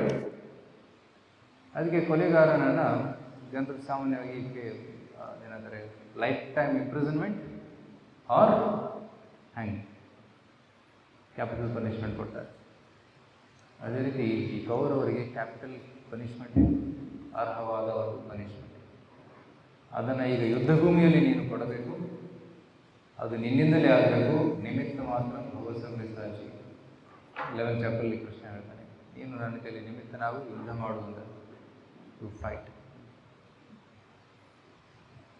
ಸೊ ಆತ್ಮ ಶಾಶ್ವತವಾಗಿದೆ, ದೇಹ ಅಶಾಶ್ವತವಾಗಿದೆ, ಕ್ಷಣಿಕವಾಗಿದೆ. ಹಿಂದಿನ ಜನ್ಮದಲ್ಲಿ ನಾವು ಯಾವುದೋ ಯೋನಿಯಲ್ಲಿ ಹುಟ್ಟಿದ್ವಿ. ನಮ್ಮ ಸೌಭಾಗ್ಯ, ನಾವೀಗ ಮನುಷ್ಯ ಯೋನಿಯಲ್ಲಿ ಹುಟ್ಟಿದ್ದೀವಿ. ಭಗವದ್ಗೀತೆ ಕೇಳ್ತಾ ಇದ್ದೀವಿ. ಶಿಲ ಪ್ರಭಾದರು ಅಮೇರಿಕಾದಲ್ಲಿ ಕ್ಲಾಸ್ ಕೊಡ್ತಾ ಇದ್ರು, ನ್ಯೂಯಾರ್ಕಲ್ಲಿ. ಕ್ಲಾಸಲ್ಲಿ ಜನರು ಬಂದು ಕೂತ್ಕೊಳ್ಳುವಾಗ ನಾಯಿ ತರ್ತಾ ಇದ್ರು. ಬಾವು ಅಂತ ಓಡಾಡ್ತಾ ಇದೆ ನಾಯಿ. Prabha shed this class is for humans, not for dogs. ಈ ಒಂದು ಪ್ರವಚನ ಮನುಷ್ಯರಿಗೋಸ್ಕರ, ನಾಯಿಗೋಸ್ಕರ. ನಾಯಿನ ಹೊರಗಡೆ ಕಟ್ಟಾಕಿ ಬನ್ನಿ. ಅಮೇರಿಕಾದ ಏನು ಗೊತ್ತು ಅವರಿಗೆ ಪ್ರವಚನ? ಸೊ ದೆನ್ ಪ್ರಭಾದರೊಂದು ಕೋಲ್ ಹೊರಗಡೆ ಇಟ್ಟು ಕೋಲಿಗೆ ಕಟ್ಟಿ ಬನ್ನಿ ಅಂತ ಅನೌನ್ಸ್ಮೆಂಟ್ ಮಾಡ್ತಾರೆ. ಸೊ ಮತ್ತು ಅಲ್ಲಿ ಪಾಶ್ಚಾತ್ಯ ದೇಶದಲ್ಲಿ ಚಪ್ಪಲಿ ಹಾಕೊಂಡೇ ಬರ್ತಾ ಇದ್ರು. Prabhu to put a notice, leave the shoes outside and come in. So ಅಂತಹವರಿಗೆ ಪ್ರಚಾರ ಮಾಡಿದ್ದಾರೆ ಶ್ರೀಲ ಪ್ರಭುಪಾದರು. ಅಂಥವರಿಗೆ ಭಗವದ್ಗೀತೆ ಜ್ಞಾನವನ್ನು ತಿಳಿಸಿದ್ದಾರೆ ಶ್ರೀಲ ಪ್ರಭುಪಾದರು, ಇಸ್ಕಾನಿನ ಸಂಸ್ಥಾಪಕಾಚಾರ್ಯರು, 1977. ಸೊ ಈ ಭಗವದ್ಗೀತೆ ಜ್ಞಾನ ಮನುಷ್ಯರಿಗೋಸ್ಕರ, ಪ್ರಾಣಿಗೋಸ್ಕರ ಅಲ್ಲ. ಸೊ ನಾವು ನಮ್ಮ ಸೌಭಾಗ್ಯ ಇದ್ದು ನಾವು ಮನುಷ್ಯ ಯೋಗಿಯಲ್ಲಿ ಜನ್ಮ ತಗೊಂಡಿದ್ದೀವಿ. ಏಸು ಕಾಯಂಗಳಗಳು 84 ಲಕ್ಷ ಜೀವರಾಶಿಯನ್ನು ದಾಟಿರುವುದು. ಆದರೆ ಈ ಶರೀರದಲ್ಲಿ ನಾವು ಭಕ್ತಿ ಸೇವೆ ಮಾಡಲಿಲ್ಲ ಅಂದರೆ ಮತ್ತೆ 84 ಲಕ್ಷ ಜೀವನ ಚಕ್ರ ಸುತ್ತಾಗಬೇಕು. ಪುನರಪಿ ಜನನಂ ಪುನರಪಿ ಮರಣಂ ಪುನರಪಿ ಜನನಿ ಜಠರೇ ಶಯನಂ ಇಹ ಸಂಸಾರೇ ಬಹುಸ್ತಾರೇ ಕೃಪಯಾ ಭಜ ಗೋವಿಂದಂ ಭಜ ಗೋವಿಂದಂ ಗೋವಿಂದಂ ಭಜ ಮೂಢಮತೆ. ಹೇ ಮೂಢರೇ, ದಯವಿಟ್ಟು ಗೋವಿಂದನ ಭಜನೆ ಮಾಡಿ, ಕೃಷ್ಣನ ಭಜನೆ ಮಾಡಿ ಅಂತ. ಯಾಕೆ ಭಜನೆ ಮಾಡಲಿಲ್ಲ ಅಂದರೆ ಮತ್ತೆ ಹುಟ್ಟಿ ಬರಬೇಕು. ಆತ್ಮ ಮತ್ತೆ ಮತ್ತೆ ಹುಟ್ಟಿ ಬರ್ತಾ ಇರುತ್ತೆ. ದೈಹಿನೋಸ್ಮಿನ್ ಯದಾ ದೇಹೇ ಕೌಮಾರಂ ಯೌವನಂ ಜರ. ಸೊ ಚಿಕ್ಕ ಮಗುವಾಗಿ ಹುಟ್ಟಿದಾಗ ಆತ್ಮ ಚಿಕ್ಕ ದೇಹದಲ್ಲಿದೆ. ದೊಡ್ಡದಾಗ್ತಾ ಆಗುತ್ತಾ ದೇಹ ದೊಡ್ಡದಾಗ್ತಾ ಇದೆ, ಆತ್ಮ ಅದೇ ಅಷ್ಟೇ ಇದೆ. ವಯಸ್ಸಾಗುತ್ತೆ, ಆತ್ಮ ಅದೇ ಆತ್ಮ. ದೇಹ ನಾಶವಾಗುತ್ತೆ, ಸತ್ತೋಗ್ತೀವಿ, ಆತ್ಮ ಮುಂದಿನ ದೇಹಕ್ಕೆ ಹೋಗುತ್ತೆ. ಕೃಷ್ಣ ಸುಂದರವಾದ ಉದಾಹರಣೆ ಕೊಟ್ಟಾನೆ. ವಾಸಾಂಸಿ ಜೀರ್ಣಾನಿ ಯಥಾ ವಿಹಾಯ. ವಸ್ತ್ರ ಹಳೆದಾದಾಗ ನಾವು ಬಿಸಾಕ್ತೀವಿ. ನವಾನಿ ಗೃಹಾತಿ ನರೋಪರಾಣಿ. ಸೊ ವಾಸಾಂಸಿ ಜೀರ್ಣಾನಿ ಯಥಾ ವಿಹಾಯ, ಬಟ್ಟೆ ಹಳೆದಾದಾಗ ಬಿಸಾಕ್ತೀವಿ, ಹೊಸ ಬಟ್ಟೆಯನ್ನು ತಗೊಂತೀವಿ. ಅದೇ ರೀತಿ ಈ ತಥಾ ಶರೀರಾಣಿ ವಿಹಾಯ, ಶರೀರ ಜೀರ್ಣವಾದಾಗ ಈ ಶರೀರವನ್ನು ಆತ್ಮ ಬಿಸಾಡುತ್ತೆ. ಅನ್ಯ ನಿಸಮ್ಯಾತಿ ನವಾನಿ ದೇಹಿ. ಆತ್ಮ ಈ ಶರೀರವನ್ನು ಬಿಸಾಕಿ ಇನ್ನೊಂದು ಹೊಸ ದೇಹವನ್ನು ತಗೊಳ್ಳುತ್ತೆ. ಸೊ ದೇಹದ ಬಟ್ಟೆಯನ್ನು ಬಿಸಾಕುವುದು ಸಾವು ಅಂತ ಅರ್ಥ. ಹೊಸ ಶಿಶುವಿನ ದೇಹವನ್ನು ತಗೊಳ್ಳೋದು ಹುಟ್ಟು ಅಂತ ಅರ್ಥ. ಓಕೆ. ಸೊ ಯಾರಿಗೆ ಈ ತತ್ವ ಗೊತ್ತಿದೆ, ಸಾವು ಬಂದಾಗ ಅವರು ಹೆದರೋದಿಲ್ಲ. ಸಾವು ಅಂದರೆ ಏನು? ಬಟ್ಟೆ ಬದಲಾಯಿಸ್ದಂಗೆ. ಹಳೆ ಬಟ್ಟೆ ಬಿಸಾಕುವಾಗ ದುಃಖ ಆಗುತ್ತಾ? ಹಳೆ ಬಟ್ಟೆ ಹರಿದೋಗಿದೆ, ಬಿಸಾಕಿ. ದೀಪಾವಳಿ ಬಂತು, ಹುಟ್ಟಹಬ್ಬ ಬಂತು, ಹೊಸ ಬಟ್ಟೆ ಖುಷಿಯಿಂದ ಉಟ್ಕೊಂಡೆ. ಕಾರು, ಸಪೋಸ್ ಕಾರ್ ಇದೆ ಯಾರ ಹತ್ರ, 15 ವರ್ಷ ಆಯಿತು, ಓಡಿಸ್ತಾ ಇದ್ದಾರೆ, ರಿಪೇರ್ ಓಡಿಸ್ತಾ ಇದ್ದಾರೆ. ಒಂದಿನ ಅದನ್ನು ಗ್ಯಾರೇಜಿಗೆ ಅದನ್ನು ಸೇಲ್ ಮಾಡಬೇಕಾಗುತ್ತೆ. ಸೊ ಆಗ ಹಳೆ ಕಾರನ್ನು ಕೊಟ್ಟು ಹೊಸ ಕಾರನ್ನು ತಗೊಂತಾರೆ. ದುಃಖ ಆಗುತ್ತಾ ಜನರಿಗೆ? ಸಂತೋಷ ಆಗ್ತದೆ? ಅಯ್ಯೋ ನಮ್ಗೆ ಹೊಸ ಕಾರು ಬಂತು, ಹಳೆ ಕಾರು ಹೋಯ್ತು, ಹೊಸ ಕಾರು ಬಂತು, ಖುಷಿಯಿಂದ ಓಡಾಡ್ತಾರೆ. ಅದೇ ರೀತಿ ಸಾವು ಬಂದಾಗ ಖುಷಿ ಆಗಬೇಕು. ಹಳೆ ಕಾರು ಹೋಯ್ತು, ಹೋಗುತ್ತೆ. ಅಂಗಂ ಗಲಿತಂ, ಎಲ್ಲ ಅಂಗಗಳು ಗಲಿತವಾಗಿದೆ, ಕರಗೋಗ್ತಾ ಇದೆ. ಜೀರ್ಣಶಕ್ತಿ ಕಮ್ಮಿ ಆಗ್ತಾ ಇದೆ, ಲಿವರ್ ಪ್ರಾಬ್ಲಮ್ ಕೊಡ್ತಾ ಇದೆ, ಶ್ವಾಸಕೋಶ ಪ್ರಾಬ್ಲಮ್ ಕೊಡ್ತಾ ಇದೆ. ಅಂಗಂ ಗಲಿತಂ ಫಲಿತಂ ಮುಂಡಂ, ಕೂದಲೆಲ್ಲ ಬಿದ್ದೋಗಿದೆ. ಎರಡೇ ಹಚ್ಕೊಳ್ಳೋದಕ್ಕೂ ಕೂದಲಿಲ್ಲ. ಬಿಳಿ ಕೂದಲಿದ್ರೆ ಎಲ್ಲ ಹಚ್ಕೋಬೋದಾದ್ರೆ ಎಲ್ಲ ಕೂದಲೇ ಬಿದ್ದೋದ್ರೆ ಏನು? ಅಂಗಂ ಗಲಿತಂ ಫಲಿತಂ ಮುಂಡಂ ದರ್ಶನವೇ ಹೀನಂ, ಅದೆಲ್ಲ ಬಿದ್ದೋಗಿದೆ. ಡಾಕ್ಟರ್ ಹತ್ರ ಹೋಗಿ ಡೆಂಚಲ್ಸ್ ಹಾಕೊಂಡು ಅಂಗಂ ಗಲಿತಂ ಫಲಿತಂ ಮುಂಡಂ ದರ್ಶನವಿಹೀನಂ ದಾಚಂ ತುಂಡಂ ವೃದ್ಧೋ ಯಾತಿ ಮೂರನೇ ಕಾಲ. ಸೊ ಆಗ ಸಾಮಾನ್ಯ ಜನರಿಗೆ ದುಃಖ ಆಗುತ್ತೆ. ಅಯ್ಯೋ ನನಗೆ ಏನು ಮಾಡೋಕ್ಕಾಗಲ್ಲ, ಕೆಲಸ ಮಾಡೋಕ್ಕಾಗಲ್ಲ, ಇದು ಮಾಡೋಕ್ಕಾಗಲ್ಲ, ಅದು ಮಾಡೋಕ್ಕಾಗಲ್ಲ. ಸೊ ಟು ಪ್ರಿಪೇರ್ ನಾವು. ಈಗ ಗ್ಯಾರೇಜಿಗೆ ಹೋಗೋ ಸಮಯ ಬಂದಿದೆ, ಮುಂದಿನ ಜನ್ಮಕ್ಕೆ ಹೊಸ ದೇಹವನ್ನು ತಗೊಳ್ಳೋದಕ್ಕೆ ಸಿದ್ಧರಾಗಬೇಕು. ಹೊಸ ಬಾಡಿ ಸಿಗುತ್ತೆ. ಎಂತಹ ಕಾರ್ ಸಿಗುತ್ತೆ? ಎಷ್ಟು ದುಡ್ಡು ಸಂಪಾದನೆ ಮಾಡಿದರೆ 10 ಲಕ್ಷ ಇದ್ದರೆ 10 ಲಕ್ಷದ ಕಾರ್ ತಗೋಬೋದು, 50 ಲಕ್ಷ ಇದ್ದರೆ ಮರ್ಸಿಡೀಸ್ ಕಾರ್ ತಗೋಬೋದು, 1 ಕೋಟಿ ರೂಪಾಯಿ ಇದ್ದರೆ ಸೂಪರ್ ಕಾರ್ ತಗೋಬೋದು. ಅದೇ ರೀತಿ ಎಷ್ಟು ಪುಣ್ಯವನ್ನು ಗಳಿಸಿದ್ದೀವಿ, ಅದರ ಆಧಾರವಾಗಿ ದೇವತೆಗಳಾಗ್ಬೋದು, ಸ್ವರ್ಗಕ್ಕೆ ಹೋಗ್ಬೋದು, ಅಥವಾ ಅಂಬಾನಿ ಮನೆಗೆ ಹುಟ್ಟೋದು, ಅಥವಾ ಪಾಪ ಕಾರ್ಯ ಮಾಡಿದರೆ ಎಲ್ಲೋ ನನ್ನ ಮನೆ ಕವರಲ್ಲಿ ಎಲ್ಲೋ ಅಂತಹ ಪ್ರದೇಶದಲ್ಲಿ ಅಥವಾ ಯಾವುದೊಂದು ಡೆಸರ್ಟಲ್ಲಿ ಹೋಗ್ಬೋದು.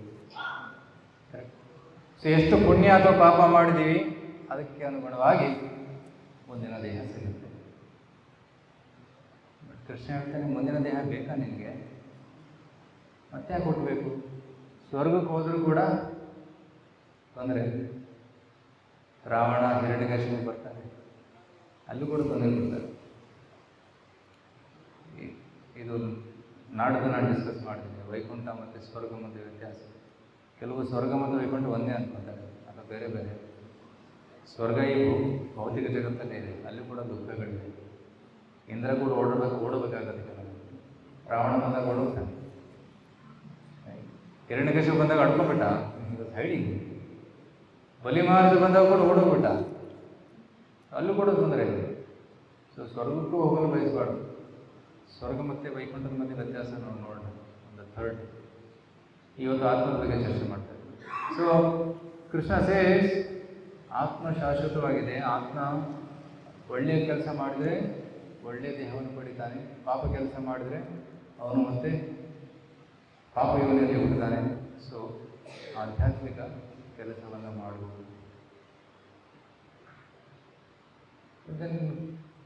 ಕೃಷ್ಣ ಸೇಸ್ ಈಗ ನೀನು ಯುದ್ಧ ಮಾಡಬೇಕು, ಯುದ್ಧ ಮಾಡಬೇಕು. ಆಗ ಅರ್ಜುನ ಹೇಳ್ತಾನೆ, ಪಾಪ ಮಾಡಬಾರ್ದಂತೀಯಾ, ಮತ್ತು ಯುದ್ಧ ಮಾಡುವಂತೀಯಾ? ಯುದ್ಧ ಮಾಡೋದು ಪಾಪ ತಾನೇ. ದೂರೇಣಾಹಿ ಅವರಂ ಕರ್ಮ ಬುದ್ಧಿ ಯೋಗ ಧನಂಜಯ. ಅವರಂ ಕರ್ಮವನ್ನು, ಪಾಪ ಕರ್ಮವನ್ನು ದೂರ ಇಡಬೇಕು ಅಂತ ಹೇಳಿದೀಯ, ಮತ್ತು ಯುದ್ಧ ಮಾಡು ಅಂತ ಹೇಳ್ತೀಯ. ಯಾಕೆ ನೀನು ಎರಡೆರಡು ವಾಕ್ಯವನ್ನು ಹೇಳ್ತಾ ಇದೆಯಾ? ವ್ಯಾಮಿಶ್ರೇಣೇನ ವ್ಯಾಂಕ್ಯ ವಾಕ್ಯೇನ ಬುದ್ಧಿ ಮೋಹಸಿವಮೇ. ಇನ್ 3rd ಚಾಪ್ಟರ್ 3ನೇ ಅಧ್ಯಾಯದಲ್ಲಿ ಅರ್ಜುನ ಪ್ರಶ್ನೆ ಕೇಳ್ತಾನೆ. ಬುದ್ಧಿವಂತ ಶಿಷ್ಯ ಪ್ರಶ್ನೆ ಕೇಳಬೇಕು, ಗುರುಗಳಿಗೆ ಪ್ರಶ್ನೆ ಕೇಳಬೇಕು.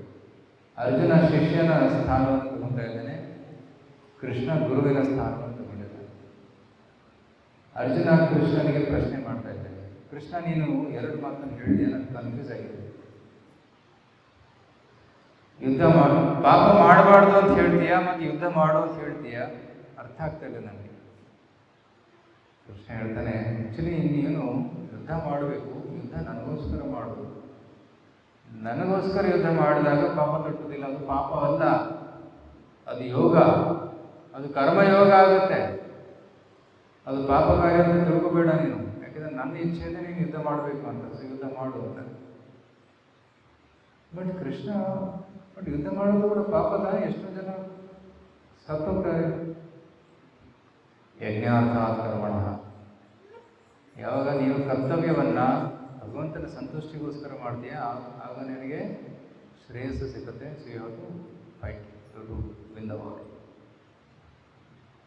ಹೇಗೆ ಸಪೋಸ್ ಭಾರತದ ಸೈನಿಕರಿದ್ದಾರೆ, ಯುದ್ಧ ಸ್ಟಾರ್ಟ್ ಆದಾಗ ಸೈನ್ಯದಲ್ಲಿ ಹೋರಾಡಿ ಗೆದ್ದು ಬಂದಾಗ ಅವನಿಗೆ ಮೆಡಲ್ ಕೊಡ್ತಾರೆ. ಯಾರು ಎಷ್ಟು ಜನರನ್ನ ಕೊಂದಿದ್ದಾರೆ ಅಷ್ಟು ದೊಡ್ಡ ಮೆಡಲ್ ಕೊಡ್ತಾರೆ, ರೈಟ್? ಯಾಕೆಂದರೆ ಅದು ಅನುಮತಿಯಿಂದ ಯುದ್ಧ ಮಾಡಿದ್ರು. ಆದರೆ ಅವನೇ ಸೈನಿಕ ಕಲಬುರಗಿ ರೋಡಲ್ಲಿ ಓಡಾಡುವಾಗ ಯಾರು ಮುಂದಾಕಿ ಕೊಂಡ್ಬಿಟ್ರೆ, ಅದೇ ಸರ್ಕಾರ ಸೈನಿಕನನ್ನು ಜೈಲಿಗೆ ಕಳಿಸಿದ್ರು. ಯಾಕೆಂದರೆ ಇದಕ್ಕೆ ಅನುಮತಿ ಇರಲಿಲ್ಲ, ಅದಕ್ಕೆ ಅನುಮತಿ ಇತ್ತು. ಸೊ ಅರ್ಜುನ, ಈಗ ನೀನು ಯುದ್ಧ ಮಾಡಬೇಕು.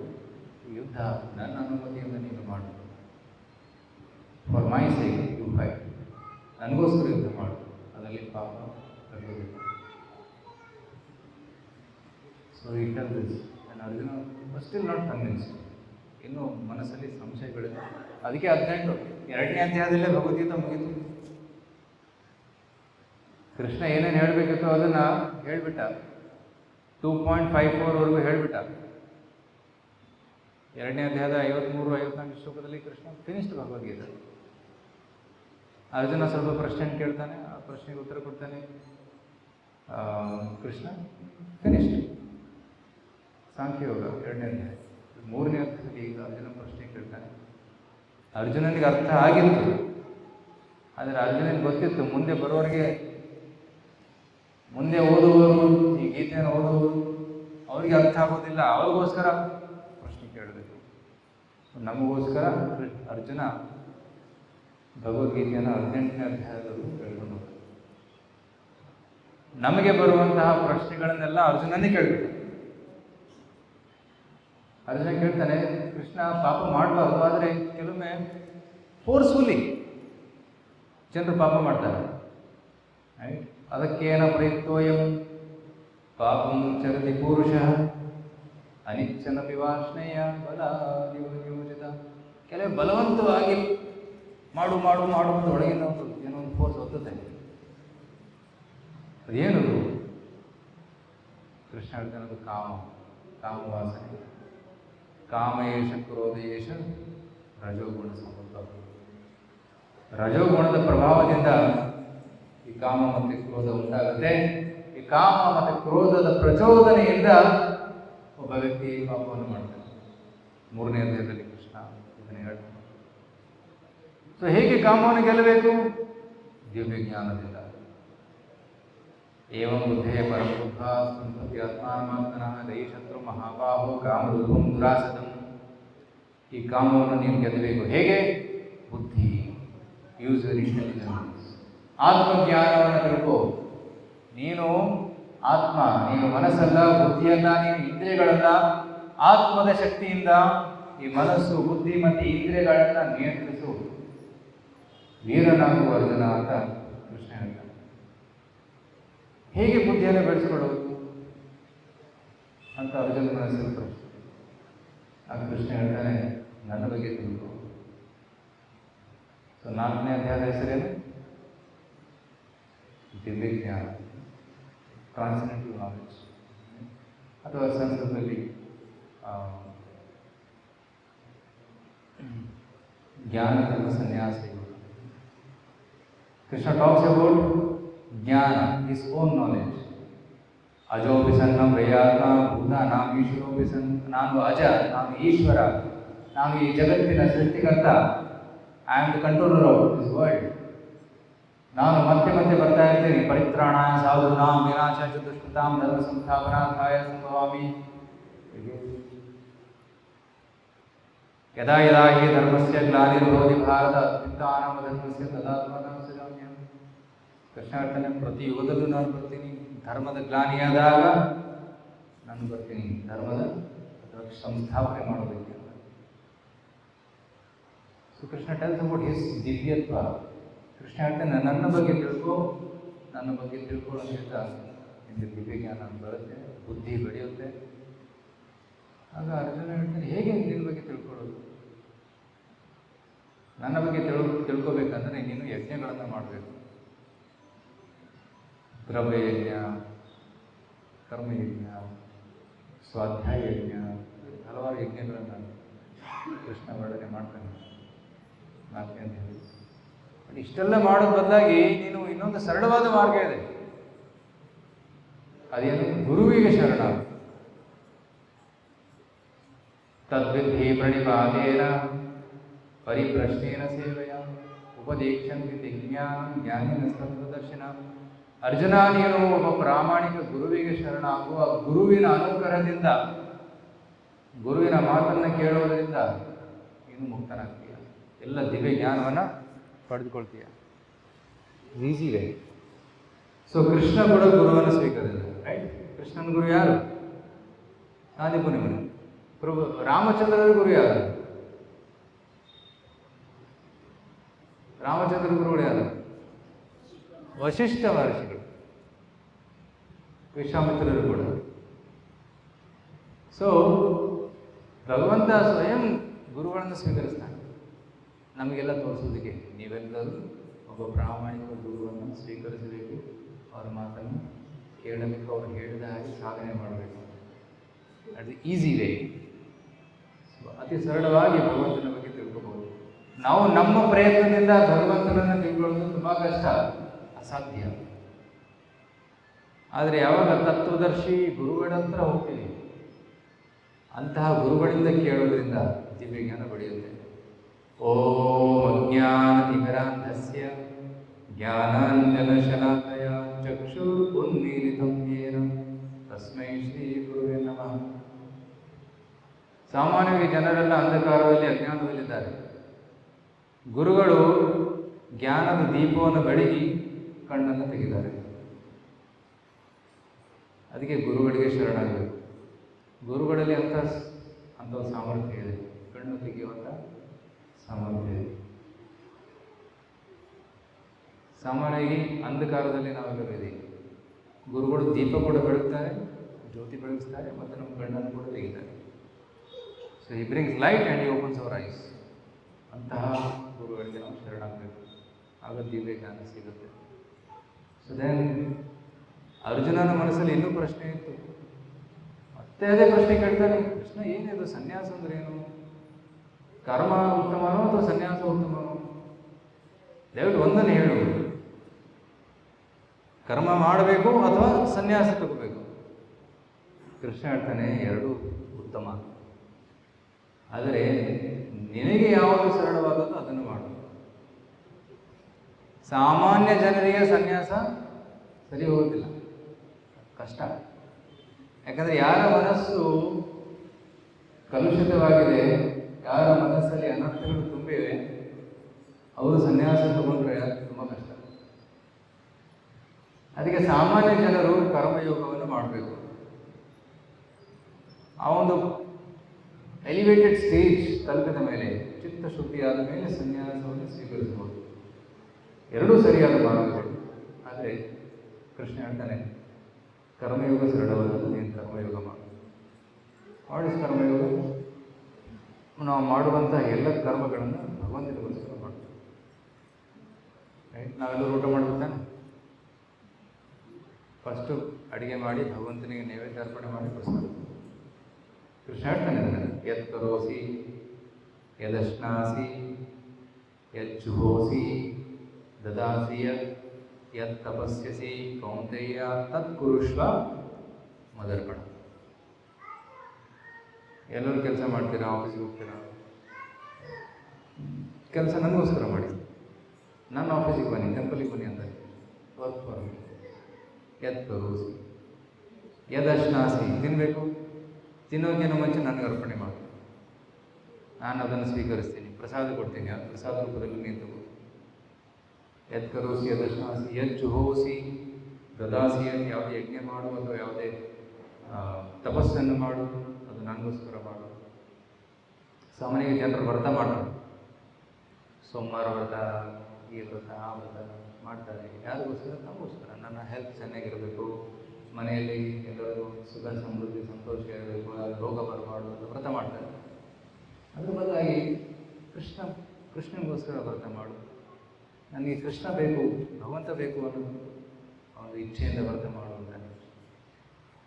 ತತ್ಪುರುಷ ಮದರ್ಪಣ, offer everything to me. So that is Krishna consciousness. So Krishna ಹೇಳ್ತಾನೆ, ನೀನು ಕರ್ಮಯೋಗ ಮಾಡಿಸೋ, ನೀನು ಕ್ಷತ್ರಿಯ, ನಿನ್ನ ಸ್ವಭಾವ ಯುದ್ಧ ಮಾಡುವುದು, ಸನ್ಯಾಸ ಸ್ವೀಕರಿಸೋದು, ಭಿಕ್ಷೆ ಪಡುವುದಲ್ಲ. So you fight, but fight for me, ನನಗೋಸ್ಕರ ಯುದ್ಧ ಮಾಡು. ಅರ್ಥ ಆಗ್ತಾ ಇದೆಯಾ? ಕೃಷ್ಣ ಪ್ರಜ್ಞೆಯ ಅಥವಾ ಆಧ್ಯಾತ್ಮಕ್ಕೆ ಬಂದರೆ ಕಾರ್ಯವನ್ನು ಬಿಡಬೇಕು ಅಂತ ಅಲ್ಲ, ನಾವು ಏನು ಕಾರ್ಯ ಮಾಡ್ತಾ ಇದೀವೋ ಅದನ್ನು ಭಗವಂತನಿಗೋಸ್ಕರ ಮಾಡೋದು. ಅದೇ ಒಂದು ಆಧ್ಯಾತ್ಮಿಕ. ಯಾರಾದರೂ ಸಂಗೀತ ಹಾಡ್ತಾರೆ ಅಥವಾ ವಾದ್ಯಗಳನ್ನು ನುಡಿಸ್ತಾರೆ, ಬಿಡಬೇಕಂತ ಇಲ್ಲ, ಭಗವಂತನಿಗೋಸ್ಕರ ಮಾಡಿ. ಕೆಲವರು ಮ್ಯಾನೇಜ್ಮೆಂಟ್ ಮಾಡ್ತಾರೆ, ಕೆಲವರು ತುಂಬ ಬುದ್ಧಿವಂತರು ಇರ್ತಾರೆ, ಮ್ಯಾನೇಜ್ಮೆಂಟನ್ನು ಭಗವಂತನಿಗೋಸ್ಕರ ಮಾಡಿ. ಹಬ್ಬಗಳನ್ನು ಮಾಡೋದು, ದೊಡ್ಡ ದೊಡ್ಡ ಪ್ರೋಗ್ರಾಮ್ಸನ್ನು ಮಾಡೋದು, ಆ ರೀತಿ. ಸೊ ಯಾವುದೇ ಬಿಡಬೇಕಂತ ಇಲ್ಲ, ನಾವು ಎಲ್ಲದನ್ನು ಭಗವಂತನ ಸೇವೆಯಲ್ಲಿ ತೊಡಗಿಸ್ತೀವಿ. ಅದಕ್ಕೆ ಕರ್ಮಯೋಗ. ಕರ್ಮ ಸನ್ಯಾಸ ಯೋಗ, ದಟ್ಸ್ 5th ಚಾಪ್ಟರ್. ನಂತರ ಅರ್ಜುನನಿಗೆ ಸನ್ಯಾಸದ ಬಗ್ಗೆ ಇನ್ನಿಷ್ಟು ತಿಳ್ಕೋಬೇಕು ಅಂತ ಆಸೆ. ಸನ್ಯಾಸ ಅಂದ್ರೆ ಏನು ಅಂತ ಕೇಳ್ತಾರೆ. ಕೃಷ್ಣ ಒಂದು ಅಮೇಝಿಂಗ್ ಡೆಫಿನೇಷನ್ ಕೊಡ್ತಾನೆ. ಸನ್ಯಾಸ ಅಂದರೆ ಏನು? ಕರ್ಮ ಫಲಕ್ಕೆ ಆಸಕ್ತಿ ಇಲ್ಲದೆ ಕರ್ಮ ಮಾಡುವನು ಸನ್ಯಾಸಿ. ಅಂದರೆ ಕರ್ಮ ಮಾಡ್ತಾನೆ, ಆದರೆ ಕರ್ಮ ಫಲವನ್ನು ತ್ಯಾಗ ಮಾಡ್ತಾನೆ, ಅವನು ಸನ್ಯಾಸಿ.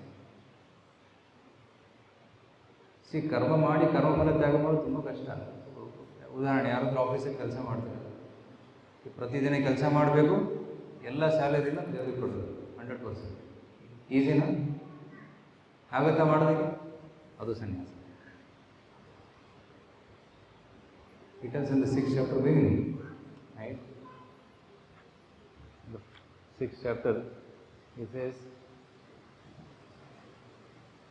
ಅನಾಶ್ರಿತ ಕರ್ಮಫಲಂ ಕಾರ್ಯಂ ಕರ್ಮ ಕರೋತಿ ಯಃ ಸಹ ಸನ್ಯಾಸಿ ಯೋಗಿ ಚ ನ ನಿರಾಕೀರ್ಣ ಚ ಕ್ರಿಯಾ. ಯಾರು ಕರ್ಮಫಲವನ್ನು ತ್ಯಾಗ ಮಾಡ್ತಾರೆ ಅವನೇ ಸನ್ಯಾಸಿ. ಸೊ ಗೃಹಸ್ಥರು ಕೂಡ ಸನ್ಯಾಸಿ ಆಗ್ಬೋದು. ಕೇವಲ ಕಾವಿ ಬಟ್ಟೆ ಧರಿಸುವ ಸನ್ಯಾಸಿ ಅಂತಲ್ಲ. ಸನ್ಯಾಸಿಗಳು ಹೌದು, ಬಟ್ ಗೃಹಸ್ಥರಿದ್ರು ಕೂಡ ಅವರು ಎಲ್ಲ ಕರ್ಮಫಲವನ್ನು ಭಗವಂತನಿಗೆ ಸಮರ್ಪಣೆ ಮಾಡಿದರೆ ಅವರು ಕೂಡ ಸನ್ಯಾಸಿ. ಆ ಸನ್ಯಾಸಿ ಭಾವನೆ ಬರಬೇಕು. External cannot be there, but internal activity is there. So Krishna 6ನೇ ಅಧ್ಯಾಯದಲ್ಲಿ ಇನ್ನೊಂದು ಮುಖ್ಯವಾದ ಒಂದು ಪದದ ಬಗ್ಗೆ ಹೇಳ್ತಾರೆ. ಅದೇನು? ಧ್ಯಾನ ಯೋಗ. ಭಗವಂತನ ಪಡೆಯೋದಕ್ಕೆ ಹಲವಾರು ಮಾರ್ಗಗಳಿದೆ. ಒಂದು ಕರ್ಮಯೋಗ ಮಾರ್ಗ, ಕೃಷ್ಣದ ಬಗ್ಗೆ ಆಲ್ರೆಡಿ ಹೇಳಿದೆ. ಇನ್ನೊಂದು ಮಾರ್ಗವನ್ನು ಹೇಳ್ತಾರೆ, ಧ್ಯಾನ ಯೋಗ ಮಾರ್ಗ. ಧ್ಯಾನ, ಅಷ್ಟಾಂಗ ಯೋಗ, ಯಮ ನಿಯಮ ಆಸನ ಪ್ರಾಣಾಯಾಮ ಪ್ರತ್ಯಾಹಾರ ಧಾರಣ ಧ್ಯಾನ ಸಮಾಧಿ, 8 ಅಂಗಗಳಿವೆ. ತುಂಬ ಕಷ್ಟ ಇದು ಮಾಡೋದು.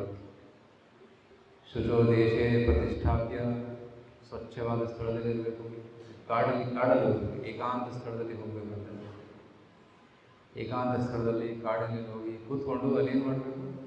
ಧ್ಯಾನ ಮಾಡಬೇಕು. ಹೇಗೆ ನೆಟ್ಟಿಗೆ ಕೂತ್ಕೋಬೇಕು? ಒಂದು ಕುಶ ಹುಲ್ಲಿನ ಕಡ್ಡಿ ಮೇಲೆ ಕೂತ್ಕೋಬೇಕು. ಅದರ ಮೇಲೆ ಅಜಿನ, ಕೃಷ್ಣ ಅಜಿನವನ್ನು ಹಾಸಬೇಕು, ಅದರ ಮೇಲೆ ಕೂತ್ಕೋಬೇಕು. ನಂತರ ಕಣ್ಣು ಮುಚ್ಚಬಾರ್ದು, ಕಣ್ಣು ಅರ್ಧ ಮುಚ್ಚಬೇಕು. ಅರ್ಧ ಕಣ್ಣು ಮುಚ್ಚಿ ನಾಸಿಕ ಅಗ್ರದ ಮೇಲೆ, ಅಂದರೆ ಮೂಗಿನ ತುದಿ ನೋಡಬೇಕು. ಪೂರ್ತಿ ಕಣ್ಣು ಮುಚ್ಚಿದರೆ ನಿದ್ದೆ ಬರುತ್ತೆ. ಕಣ್ಣು ತೆಗೆದರೆ ಡಿಸ್ಟ್ರಾಕ್ಷನ್ ಆಗುತ್ತೆ. ಕೃಷ್ಣ ಅರ್ಧ ಕಣ್ಣು ಮುಚ್ಚಬೇಕು, ಮೂಗಿನ ತುದಿ ಮೇಲೆ ನೋಡಬೇಕು. ಈ ರೀತಿ ದೀರ್ಘಕಾಲ ಕೂತ್ಕೋಬೇಕು. ಬ್ರಹ್ಮಚಾರಿ ವ್ರತಸ್ಥತಃ, ಬ್ರಹ್ಮಚಾರಿ ವ್ರತದ ಪಾಲನೆ ಮಾಡಬೇಕು. ನಂತರ ತನ್ನ ಪ್ರಾಣಶಕ್ತಿಯನ್ನು ಪ್ರಾಣಾನ್ ಸಂಧಾರಯಾಮಿ, ಪ್ರಾಣವನ್ನು ಮೇಲಕ್ಕೆ ಏರಿಸಬೇಕು. ಪ್ರಾಣವನ್ನು ಬ್ರಹ್ಮರಂಧ್ರದವರೆಗೂ ತರಬೇಕು. ನಂತರ ತನ್ನ ಗಮ್ಯಸ್ಥಾನ, ತನ್ನ ಗುರಿಯ ಮೇಲೆ ಧ್ಯಾನ ಮಾಡಬೇಕು. ನಂತರ ಈ ದೇಹವನ್ನು ತ್ಯಾಗ ಮಾಡಿ ಹೋಗಬೇಕು. ಅರ್ಜುನ ಈ ಪಥವನ್ನು ಕೇಳಿ, ಕೃಷ್ಣ ವೆರಿ ಡಿಫಿಕಲ್ಟ್, ತುಂಬ ಕಷ್ಟ, ನೀನು ಹೇಳಿರೋ ಮಾರ್ಗ ಏನಿದೆಯಲ್ಲ ನನ್ನಿಂದ ಮಾಡೋಕ್ಕಾಗಲ್ಲ. ಅಯ್ಯೋ ಎಷ್ಟು ಕಷ್ಟ, ಒಂದು ಕ್ಷಣ ಕೂತ್ಕೊಳ್ಳೋಕ್ಕಾಗಲ್ಲ, ಎಷ್ಟು ದೀರ್ಘಕಾಲ ಕೂತ್ಕೋಬೇಕಂತ ಹೇಳಿ, ವೆರಿ ಡಿಫಿಕಲ್ಟ್. ಸೊ ನಂತರ ಕೃಷ್ಣ ಹೇಳ್ತಾನೆ, ಮೋಸ್ಟ್ಲಿ ಇವನಿಗೆ ಧ್ಯಾನದ ಬಗ್ಗೆ ಧ್ಯಾನದ ಪ್ರಾಕ್ಟೀಸ್ ಮಾಡೋದು ತುಂಬ ಕಷ್ಟ. 5,000 ವರ್ಷದ ಹಿಂದೆ, ಈಗ ಕೂಡ ಕೆಲವರು ಧ್ಯಾನ ಯೋಗ ಮಾಡ್ತಾರೆ, ತುಂಬ ಕಷ್ಟ ಮಾಡೋದು. ನಿಯಮಗಳು ತುಂಬ ಕಠೋರವಾಗಿ. ಸೊ 5,000 ವರ್ಷದ ಹಿಂದೆ ಅರ್ಜುನ ಇದನ್ನು ರಿಜೆಕ್ಟ್ ಮಾಡಿದ್ದಾನೆ ಅಂದರೆ ಅದು ಹೇಗೆ practical? Is not practical. But still Krishna told it. Krishna ಹೇಳಿದ ಅರ್ಜುನನಿಗೆ ಇದು ಮಾಡ್ಬೋದು ಅಂತ. ಅರ್ಜುನ ಅದನ್ನು ರಿಜೆಕ್ಟ್ ಮಾಡಿದಾಗ Krishna says okay, very easy path, very powerful path. ಸರಳವಾದದ್ದು ಮತ್ತು ಅದಕ್ಕೆ ಪ್ರಭಾವಶಾಲಿಯಾದಂತಹ ಮಾರ್ಗವನ್ನು ನನಗೆ ಕೊಡ್ತೀನಿ ಅಂತ 7ನೇ ಅಧ್ಯಾಯದಿಂದ 12ನೇ ಅಧ್ಯಾಯದವರೆಗೂ ಕೃಷ್ಣ ಇನ್ನೊಂದು ಮಾರ್ಗದ ಬಗ್ಗೆ ಹೇಳ್ತಾನೆ. ಅದು ಯಾವ ಮಾರ್ಗ? ಭಕ್ತಿ ಮಾರ್ಗ. ಓಕೆ, ಪ್ರಥಮ 6 ಅಧ್ಯಾಯಗಳು ಕರ್ಮಯೋಗ, ಅಂತಿಮ 6 ಅಧ್ಯಾಯಗಳು ಜ್ಞಾನಯೋಗ, ಮಧ್ಯದ 6 ಅಧ್ಯಾಯಗಳು ಭಕ್ತಿಯೋಗ. ಸೊ ಈ ಭಗವದ್ಗೀತೆಯನ್ನು ಒಂದು ಜ್ಯುವೆಲ್ ಬಾಕ್ಸ್, ಮನೆಯಲ್ಲಿ ಚಿನ್ನ ಒಡವೆಗಳು ಇಟ್ಟಿರ್ತಾರಲ್ಲ, ಒಡವೆ ಬಾಕ್ಸ್ ಕೆಳಗಡೆ ಒಂದು ಬಾಕ್ಸ್ ಇರುತ್ತೆ, ಮೇಲೆ ಒಂದು ಕವರ್ ಇರುತ್ತೆ, ಮಧ್ಯದಲ್ಲಿ ವೆಲ್ವೆಟ್ ಕ್ಲಾತಲ್ಲಿ ಅದನ್ನು ಚಿನ್ನ ವಜ್ರ ಇಟ್ಟು ಜೋಪಾನವಾಗಿ ತಿಜೋರಿ ಒಳಗಡೆ ಹಾಕಿ ಲಾಕ್ ಮಾಡಿ, ಡಬಲ್ ಲಾಕ್ ಮಾಡಿ ಸೇಫಾಗಿ ಇಟ್ಟಿರ್ತಾರೆ. ಅದೇ ರೀತಿ ಕೃಷ್ಣ ಜ್ಞಾನ, ಕರ್ಮ, ಮಧ್ಯದಲ್ಲಿ ಭಕ್ತಿಯನ್ನು ಅಡಗಿಸಿಟ್ಟಿದ್ದಾನೆ. ಕೆಪ್ಟಿಟ್ಟಿದ್ದಾರೆ ಸೇಮ್. ಆ ಭಕ್ತಿ ಪಡಿಬೇಕಂದ್ರೆ ಫಸ್ಟ್ ಓಪನ್ ಮಾಡಬೇಕು. So karma yoga is also little difficult. ಯಾಕಂದರೆ ಕರ್ಮ ಕೂಡ ತ್ಯಾಗ ಮಾಡೋದು ಕಷ್ಟ. ಧ್ಯಾನಯೋಗ ಡಿಫಿಕಲ್ಟ್, ಯಾಕಂದರೆ ಆ ಶಾರೀರಿಕ ಸಾಮರ್ಥ್ಯ ಇಲ್ಲ. ಜ್ಞಾನಯೋಗ ಕೂಡ ಡಿಫಿಕಲ್ಟ್, ಯಾಕಂದರೆ ಸಂಸ್ಕೃತ ಭಾಷೆ ಎಲ್ಲರಿಗೂ ಬರೋಲ್ಲ. ಹೇಗೆ ಜ್ಞಾನಿ ಆಗೋದು, ಹೇಗೆ ಓದೋದು, ವೆರಿ ಡಿಫಿಕಲ್ಟ್. ಆದರೆ ಎಲ್ಲರೂ ಸರಳವಾದಂಥ ಮಾರ್ಗ ಭಕ್ತಿ ಮಾರ್ಗ. ಆ ಭಕ್ತಿ ಮಾರ್ಗದ ಬಗ್ಗೆ ಕೃಷ್ಣ ಮಧ್ಯದಲ್ಲಿ ಹೇಳ್ತಾನೆ. ಮತ್ತು ಆ ಭಕ್ತಿಯನ್ನು ಸ್ಟ್ರಾಂಗ್ ಮಾಡೋದಕ್ಕೆ ಜ್ಞಾನದ ಬಗ್ಗೆ ಹೇಳ್ತಾನೆ. ಇಟ್ ಹ್ಯಾಸ್ ಅಬೌಟ್ ಕರ್ಮ in the beginning and little bits of ಧ್ಯಾನ ಯೋಗ ಆ್ಯಂಡ್ ಭಕ್ತಿಯೋಗ ವಿವರವಾಗಿ ವರ್ಣನೆ ಮಾಡಿ ಅಂತ್ಯದಲ್ಲಿ ಇಟ್ ಹ್ಯಾಸ್ ಅಬೌಟ್ ಜ್ಞಾನ. ಮತ್ತು 18ನೇ ಅಧ್ಯಾಯದ ಕೊನೆಯಲ್ಲಿ ಮತ್ತೆ ಭಕ್ತಿ ಬಗ್ಗೆ ಹೇಳ್ತಾನೆ. ಮನಮನಾಭೋ ಮದ್ಭಕ್ತೋ ಇಟ್ ಅಗೇನ್ ಕಮ್ಸ್ ಇನ್ 18.65. 18.65, 66 ಮತ್ತೆ ಭಕ್ತಿಯ ಬಗ್ಗೆ ಒತ್ತು ಕೊಟ್ಟು ಹೇಳಿ ಭಗವದ್ಗೀತೆಯನ್ನು ಸಂಪೂರ್ಣಗೊಳಿಸ್ತಾನೆ Krishna. So in this way karma, bhakti and ಜ್ಞಾನ ಕ್ಲಿಯರಾಗಿ ಕೃಷ್ಣ ಹೇಳಿದ್ದಾನೆ. ಸೊ ಇವತ್ತು ನಾವು ಭಗವದ್ಗೀತೆಯ ಇಂಟ್ರೊಡಕ್ಷನ್, ಗೀತಾ ಮಹಾತ್ಮ್ಯ ಮತ್ತು ಪ್ರಥಮ 6 ಅಧ್ಯಾಯಗಳ ಸಾರಾಂಶವನ್ನು ತಿಳ್ಕೊಂಡಿದ್ದೀವಿ. ಪ್ರಾಮುಖ್ಯವಾಗಿ ನಾವು ಯಾರು? ನಾವು ಆತ್ಮ, ದೇಹಧಾರಿಯಾದಂತಹ ಆತ್ಮ. ನಾವು ದೇಹವಲ್ಲ. ದೇಹಕ್ಕೆ ಸಾವಿದೆ, ಆತ್ಮಕ್ಕೆ ಸಾವಿಲ್ಲ. ನಾವು ಹಿಂದೆ ಕೂಡ ಇದ್ವಿ, ಈಗಿದ್ದೀವಿ, ಮುಂದೆ ಕೂಡ ಇರ್ತೀವಿ. ಆದರೆ ಮುಂದೆ ಎಲ್ಲಿಗೆ ಹೋಗಬೇಕು ಅನ್ನೋದು ನಾವು ಅದಕ್ಕೆ ಪ್ರಿಪೇರ್ ಆಗಬೇಕು. ಯಾವ ರೀತಿ ನಾವು ಕಾರ್ಯವನ್ನು ಮಾಡ್ತೀವಿ ಆ ರೀತಿ ನಾವು ಮುಂದಿನ ದೇಹವನ್ನು ಪಡೆದುಕೊಳ್ತೀವಿ. ಊರ್ಧ್ವಂ ಗಚ್ಚಂತೆ ಸತ್ವಸ್ಥಃ ಮಧ್ಯೆ ತಿಷ್ಠಂತೆ ರಾಜನ್ ಜಗನ್ನ ಗುಣವೃತ್ತಿಸ್ಥ ಅದು ಗಚ್ಚಂತೆ ತಾಮಸ. ಸೊ ಒಳ್ಳೆ ಕೆಲಸ ಮಾಡಿದರೆ ಸ್ವರ್ಗಕ್ಕೆ ಹೋಗ್ತೀವಿ, ಹೆಚ್ಚು ದುಡ್ಡಿದ್ದರೆ ಮಸೂರಿಸಿ ಕರ್ಕೊಂಡು. ಪಾಪ ಕಾರ್ಯ ಮಾಡಿದರೆ ನರಕಕ್ಕೆ ಅಥವಾ ಪ್ರಾಣಿಗಳಿಗೆ ಹೋಗ್ತೀವಿ. ಕೆಲವು ಕಾರ್ ಇದೆ ಒಬ್ಬರ ಹತ್ರ, ಆದರೆ ಎಲ್ಲ ದುಡ್ಡು ಹಾಳು ಮಾಡಿದರೆ ಮತ್ತೆ ಲೂನಾ ಅಥವಾ ಟೂ ವೀಲರ್ ತಗೋಬೇಕು. So demotion or promotion. But Krishna says we don't want to get demoted or promoted, we want to get liberated. and promotion ಬೇಡ, ಡಿಮೋಷನ್ ಬೇಡ, ನಮಗೆ ಲಿಬರೇಷನ್ ಬೇಕು, ಮುಕ್ತಿ ಬೇಕು, ಭಗವಂತನ ಸಾನ್ನಿಧ್ಯ ಬೇಕು. ಆ ಸಾನ್ನಿಧ್ಯಕ್ಕೆ ಹೇಗೆ ಹೋಗಬೇಕು ಅನ್ನೋದನ್ನು ಕೃಷ್ಣ 8ನೇ ಅಧ್ಯಾಯದಲ್ಲಿ ತಿಳಿಸ್ತಾನೆ.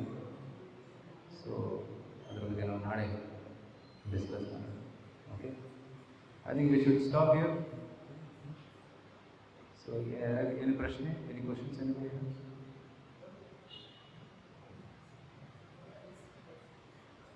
ಭಗವದ್ಗೀತೆಯ ಪ್ರಶ್ನೆ. ಅರ್ಜುನ ಹಲವಾರು ಪ್ರಶ್ನೆ ಕೇಳಿದ್ದಾನೆ. ಪ್ರತಿ ಅಧ್ಯಾಯದಲ್ಲಿ ಒಂದು ಪ್ರಶ್ನೆ ಕೇಳಿದ್ದಾನೆ.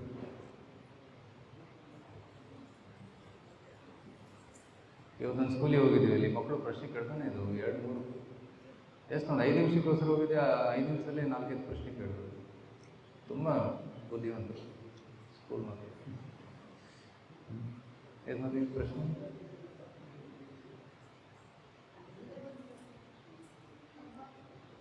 ಮೈಕ್ ಕೊಡ್ತೀರಾ?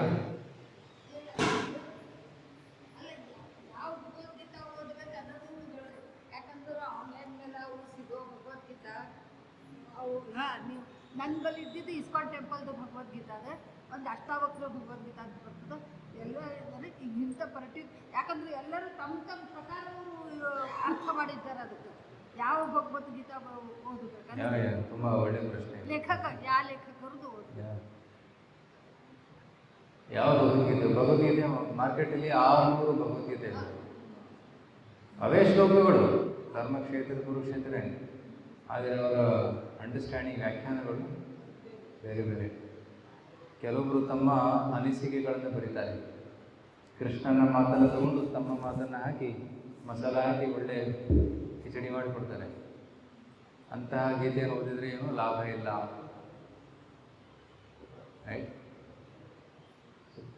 ಒಬ್ರು ಹೇಳ್ತಾರೆ ಭಗವದ್ಗೀತೆ ಕಾಲ್ಪನಿಕ,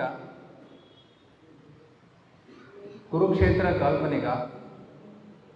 ಆ್ಯಕ್ಚುಲಿ 5 ಪಾಂಡವರು 5 ಇಂದ್ರಿಯಗಳು, ಕೃಷ್ಣ ಮನಸ್ಸಿದ್ದಂಗೆ. ಸೊ ಕುರುಕ್ಷೇತ್ರ ನಮ್ಮ ದೇಹದಲ್ಲೇ ಇದೆ. ಆ್ಯಕ್ಚುಲಿ ಕುರುಕ್ಷೇತ್ರ ನಡೆದಿಲ್ಲ ಅಂತ ಒಬ್ಬರು ಟೀಕಾಕಾರರು ಬರೀತಾರೆ. ಸೊ ಅಂತಹ ಗೀತೆ ಅನ್ನೋದು ಏನಿಲ್ಲ.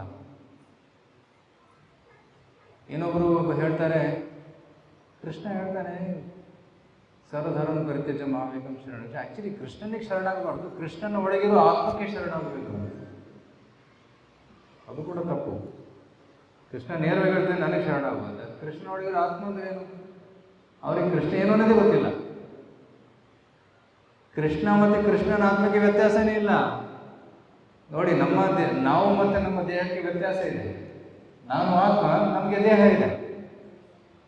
ಕನ್ನಡಿಯಲ್ಲಿ ಕಾಣೋರು ನಾವಲ್ಲ. ಕನ್ನಡಿಯಲ್ಲಿ ಕಾಣೋರು ನಾವು, ನಮ್ಮ ದೇಹ. ನಮ್ಮನ್ನು ನಾವು ನೋಡೋಕ್ಕೆ ಆಗಲ್ಲ. ನಾನು ನಿಮ್ಮ ದೇಹವನ್ನು ನೋಡ್ತಾ ಇದ್ದೀನಿ, ನಿಮ್ಮನ್ನು ನೋಡೋಕ್ಕಾಗಲ್ಲ. ನಾನು ಯಾವಾಗ ಆಧ್ಯಾತ್ಮಿಕ ದಿವ್ಯದೃಷ್ಟಿ ಬೆಳೀತೀನಿ, ನಿಮ್ಮ ಆತ್ಮನ್ನು ನೋಡ್ಬೋದು. ನಾವು ಯಾರು ನಮ್ಮನ್ನು ಪರಸ್ಪರ ನೋಡ್ತಾ ಇಲ್ಲ, ದೇಹವನ್ನು ಮಾತ್ರ ನೋಡ್ತಾ ಇದ್ದೀವಿ. ದೇಹದಿಂದ ಗುರುಸ್ತೀವಿ. ಇವರು ಪುರುಷರು, ಇವರು ಸ್ತ್ರೀಯರು, ಇವರು ಮಕ್ಕಳು, ಇವರು ಭಾರತೀಯರು, ವಿದೇಶದವರು. ಯಾಕೆಂದ್ರೆ ಶಾರೀರಿಕ ಭೇದ ಇರಲ್ಲ. ಸೊ ನಮಗೆ ಮತ್ತು ಆತ್ಮಕ್ಕೆ, ದೇಹಕ್ಕೆ ವ್ಯತ್ಯಾಸ ಇದೆ. ಕೃಷ್ಣನ ಆತ್ಮದೇಹ ಒಂದೇ. ಕೃಷ್ಣ ಈ ಭೂಮಿಗೆ ಬಂದಾಗ ಸ್ವಯಂ ಭಗವಂತನೇ ಬರ್ತಾನೆ. ನಮ್ಮ ಥರ ದೇಹ ತಗೊಂಡು ಬರೋದಿಲ್ಲ. ಮಾಂಸ ಮೂಳೆಯಿಂದ ಇರುವಂತಹ ದೇಹ ಕೃಷ್ಣನಿಗಿಲ್ಲ. ಸಚ್ಚಿದಾನಂದ ವಿಗ್ರಹ. ಈ ತತ್ವ ಗೊತ್ತಿಲ್ಲ ಜನರಿಗೆ. ಬರೀತಾರೆ, ಟೀಕೆ ಬರೀತಾರೆ, ಸರೆಂಡರ್ಡ್ ಸಮಡಿ ವಿದಿನ್ ಕೃಷ್ಣ. ಪ್ರಸಿದ್ಧ ಲೇಖಕರು ಬರೆದಿದ್ದಾರೆ, ಹೆಸರು ತಗೊಳ್ಳೋದಿಲ್ಲ.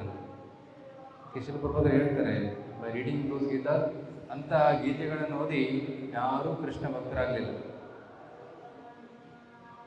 ಆದರೆ ಯಾವಾಗ ಶಿಲಪ್ರಭಾದರು Bhagavad Gita as it is, Bhagavad Gita Yatharupa ಗ್ರಂಥವನ್ನು ಬರೆದರು, ಕೇವಲ ಈ ಗ್ರಂಥವನ್ನು ಓದಿ ಸಾವಿರಾರು ಜನ ನಮ್ಮ ಸನಾತನ ಸಂಸ್ಕೃತಿಯನ್ನು ಸ್ವೀಕರಿಸಿದರು, ಭಕ್ತರಾಗಿದ್ದಾರೆ, ಪ್ರಚಾರಕರಾಗಿದ್ದಾರೆ. ಅಂತಹ ಒಂದು ಪರಿವರ್ತನೆ. ಸೊ ಪ್ರಾಮಾಣಿಕ ಆಚಾರ್ಯರು, ಪರಂಪರೆಯಲ್ಲಿ ಬರುವಂತಹ ಆಚಾರ್ಯರಿಂದಲೇ ನಾವು ಶಾಸ್ತ್ರವನ್ನು ಕೇಳಬೇಕು, ಗ್ರಂಥವನ್ನು ಓದಬೇಕು. ಬೇರೆಯವರಿಂದ ಕೇಳಿದ್ರೆ ಏನು ಲಾಭ ಇಲ್ಲ, ಕನ್ಫ್ಯೂಷನ್ ಜಾಸ್ತಿ ಆಗುತ್ತೆ. ಭಗವದ್ಗೀತೆ ಓದಿ ದೇವರು ಯಾರು ಅಂತ ಅರ್ಥ ಆಗಲಿಲ್ಲ ಅಂದರೆ ಅದು ಓದಿದ್ದು ವ್ಯರ್ಥ. ಕೆಲವರು ಹೇಳ್ತಾರೆ ಭಗವದ್ಗೀತೆಯಲ್ಲಿ ಆತ್ಮ ಮತ್ತು ಭಗವಂತ ಒಬ್ಬರೇ, ಇಬ್ಬರು ಒಂದೇ. ಅಲ್ಲ, ಆತ್ಮ ಆತ್ಮ, ಭಗವಂತ ಭಗವಂತ. ನಾವು ಭಗವಂತನಾಗಲು ಸಾಧ್ಯವಿಲ್ಲ. ಸೊ ಪ್ರಾಮಾಣಿಕ ಆಚಾರ್ಯರು, ಪರಂಪರೆಯಿಂದ ಬಂದಂಥ ಆಚಾರ್ಯರಿಂದ ನಾವು ಶಾಸ್ತ್ರವನ್ನು ನೋಡಬೇಕು. ಸೊ ಈ ಭಗವದ್ಗೀತೆ, ಇಸ್ಲಾಮಿನ ಭಗವದ್ಗೀತೆ, ಇದು ಬ್ರಹ್ಮ ಮತ ಗುರು ಶಿಷ್ಯ ಪರಂಪರೆಯಲ್ಲಿ ಬಂದಿರುವಂತಹ ಗ್ರಂಥ. ಶಿಲಪ್ರಭಾಕರು, ನೀವು ಇಂಟ್ರೊಡಕ್ಷನಲ್ಲಿ ನೋಡಿದರೆ ಶಿಲಪ್ರಭಾಕರು ಈ ಪರಂಪರೆಯಲ್ಲಿ 32ನೇ ನಂಬರಲ್ಲಿದ್ದಾರೆ. ಓಕೆ, ಕೃಷ್ಣ, ಬ್ರಹ್ಮ, ನಾರದ, ವ್ಯಾಸರು, ವ್ಯಾಸರಿಂದ ಮಧ್ವಾಚಾರ್ಯ, ಮಧ್ವಾಚಾರ್ಯರಿಂದ ಹಲವಾರು ಶಿಷ್ಯರು ಬರ್ತಾರೆ. ನಂತರ ಮಾಧವೇಂದ್ರ ಪುರಿ, ಈಶ್ವರ ಪುರಿ, ಶ್ರೀ ಚೈತನ್ಯ ಮಹಾಪ್ರಭು, ನಂತರ ಹಲವಾರು ಆಚಾರ್ಯರು, ಭಕ್ತಿನಾಥ ಗೌರ್ ಕಿಶೋರದಾಸ್ ಬಾಬಾಜಿ, ಭಕ್ತಿ ಸಿದ್ಧಾಂತ, ಭಕ್ತಿ ವೇದಾಂತ ಸ್ವಾಮಿ ಶಿಲಗುರುಗಳು. ಈ ಪರಂಪರೆಯಲ್ಲಿ ಬಂದಿರುವಂತಹ ಗ್ರಂಥಗಳು. ಶಿಲಪ್ರಭುಗಳು ತಮ್ಮ ಅನಿಸಿಕೆಯನ್ನು ಬರದೇ ಇಲ್ಲ ಇಲ್ಲಿ. ಆಚಾರ್ಯರು ಏನು ಹೇಳಿದ್ದಾರೆ ಅದನ್ನೇ ಸರಳ ರೂಪದಲ್ಲಿ ಅರ್ಥ ಆಗೋದನ್ನು ಬರೆದಿದ್ದಾರೆ. ಒಬ್ಬ ಟೀಕರ್, ಒಬ್ಬ ಫಿಲಾಸಫರ್ ಬಂದು ಪ್ರಭುಪಾದರ ಭಗವದ್ಗೀತೆ ಓದಿದ್ರೆ, ಸ್ವಾಮೀಜಿ ನೀವು ಕಾಪಿ ಮಾಡ್ದಂಗಿದೆ, ರಾಮಾನುಜರಿಂದ ಮಧ್ವಾಚಾರ್ಯರಿಂದ ಕಾಪಿ ಮಾಡಿ ಬರ್ತಿದ್ದೀರ. ಹೌದು, ಮತ್ತು ನಿಮ್ದೇನು ಕಾಂಟ್ರಿಬ್ಯೂಷನ್ ಇದರಲ್ಲಿ? ನಂದೇನಿಲ್ಲ. ನನ್ನ ಕಾಂಟ್ರಿಬ್ಯೂಷನ್ ಅಂದರೆ ನಾನೇನು ಚೇಂಜ್ ಮಾಡಿಲ್ಲ, ಆ್ಯಸ್ ಇಟ್ ಈಸ್ ಬರ್ತಿದ್ದೀನಿ. ಇದರಲ್ಲಿ ಟೀಕಾಕಾರರು ಏನು ಮಾಡ್ತಾರೆ, ಯಾರೂ ಬರದೇ ಇರೋದನ್ನು ನಾನು ಬರೀಬೇಕು, ನನ್ನ ಹೊಸ ಅನಿಸಿಕೆಯನ್ನು ಸೃಷ್ಟಿ ಮಾಡಿ ಬರೀಬೇಕು. ಅದು ತಪ್ಪು. Bhagavad Gita as it is, Krishna ಅರ್ಜುನನಿಗೆ ಹೇಗೆ ಹೇಳಿದ, ಅರ್ಜುನ ಅದನ್ನು ಹೇಗೆ ಅರ್ಥ ಮಾಡಿಕೊಂಡ, ಅದು ಪರಂಪರೆಯಲ್ಲಿ ಹೇಗೆ ಬಂದ, ಆ್ಯಸ್ ಇಟ್ ಈಸ್ ಬರಬೇಕು. ನಾನು ಪ್ರಭುಪಾದ ಗ್ರಂಥವನ್ನು ಮತ್ತು ಆಚಾರ್ಯರಿಂದ ಕೇಳಿ ಆ್ಯಸ್ ಇಟ್ ಈಸ್ ಹೇಳ್ತಾರೆ. ನಾನು ನನ್ನ ಅನಿಸಿಕೆಯನ್ನು ಮಿಕ್ಸ್ ಮಾಡಿದರೆ ದಟ್ ಬಿಕಮ್ಸ್ ಕಂಟ್ಯಾಮಿನೇಟೆಡ್, ಪ್ರದೂಷಿತವಾಗುತ್ತೆ. ಅದರಿಂದ ಪ್ರಭಾವ ಇರೋದಿಲ್ಲ. ಯಾವಾಗ ಗುರುಗಳು ಆ್ಯಸ್ ಇಟ್ ಈಸ್ ಹೇಳ್ತಾರೆ ಅದರಲ್ಲಿ ಪ್ರಭಾವ ಇದೆ. ರೈಟ್. ಸೊ ಪರಂಪರೆಯಲ್ಲಿ ಬರುವಂತಹ, ಸೊ ನಿಮ್ಮ ಹತ್ರ ಈ ಗೀತಾ ಇಲ್ಲಾಂದರೆ ತಗೊಳ್ಳಿ, ನಮ್ಮ ಮಕ್ಕಳಲ್ಲಿ ತಂದಿದ್ದಾರೆ Bhagavad Gita as it is Yatharupa, English, Kannada, Hindi, Marathi, Telugu, ವಿಶ್ವದ 70 ಭಾಷೆಗಳಲ್ಲಿ ಲಭ್ಯವಿದೆ.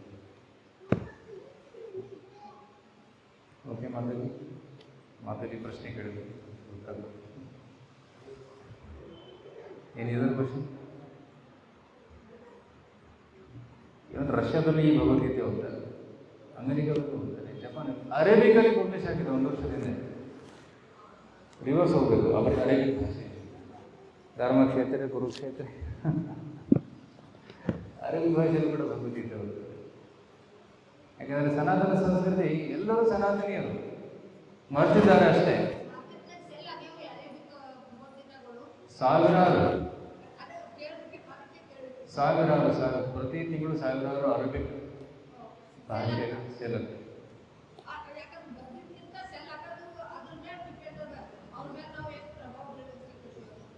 ಕರೆಕ್ಟ್. ಇವನ್ ಮಿಡಲ್ ಈಸ್ಟಲ್ಲಿ, ಯುರೋಪಿಯನ್ ಕಂಟ್ರೀಸಲ್ಲಿ ಅರೇಬಿಕ್ ಭಾಷೆಯಲ್ಲಿ ತುಂಬ ಹೋಗ್ತಾರೆ.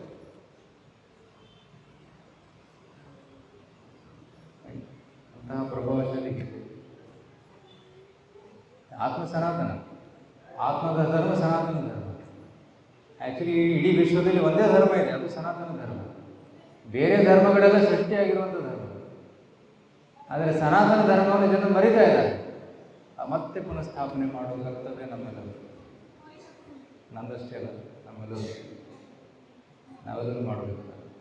ಯಾರಿಗೆ ಎಷ್ಟಾಗುತ್ತೋ ಅಷ್ಟು ಪ್ರಯತ್ನ ಪಡಬೇಕು, ಸನಾತನ ಧರ್ಮವನ್ನು ಪ್ರಚಾರ ಮಾಡಬೇಕು. Okay, S.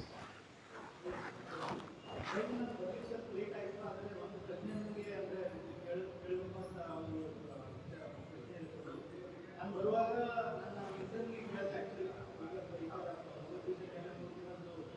ಭಗವದ್ಗೀತಾ ಇದು ಮಾಡ್ತಾರೆ,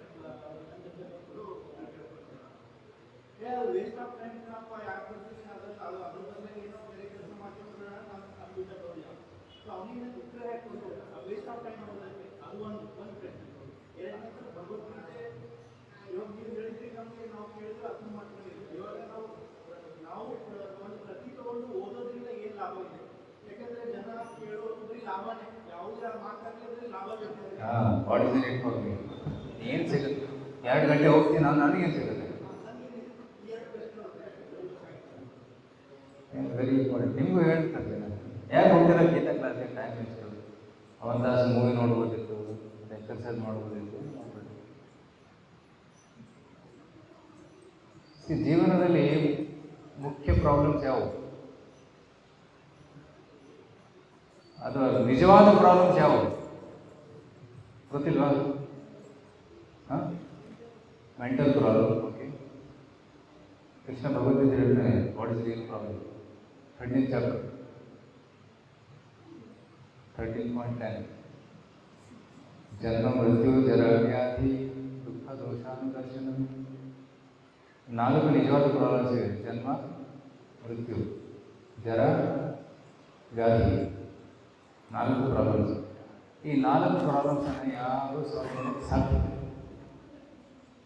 ಓಕೆ, ನಿಮ್ಮ ಫ್ರೆಂಡಿಗೆ ಕೇಳಿ, ಒಂದಿನ ಸಾಧ್ಯಪ್ಪ ಸಾವು ನಿಲ್ಸೋಕ್ಕಾಗತ್ತಾ? ಆಗೋದಿಲ್ಲಲ್ಲ? ಓಕೆ, ನಾನು ಸೊಲ್ಯೂಷನ್ ಕೊಡ್ತೀನಿ Gita class. How to conquer death with hand.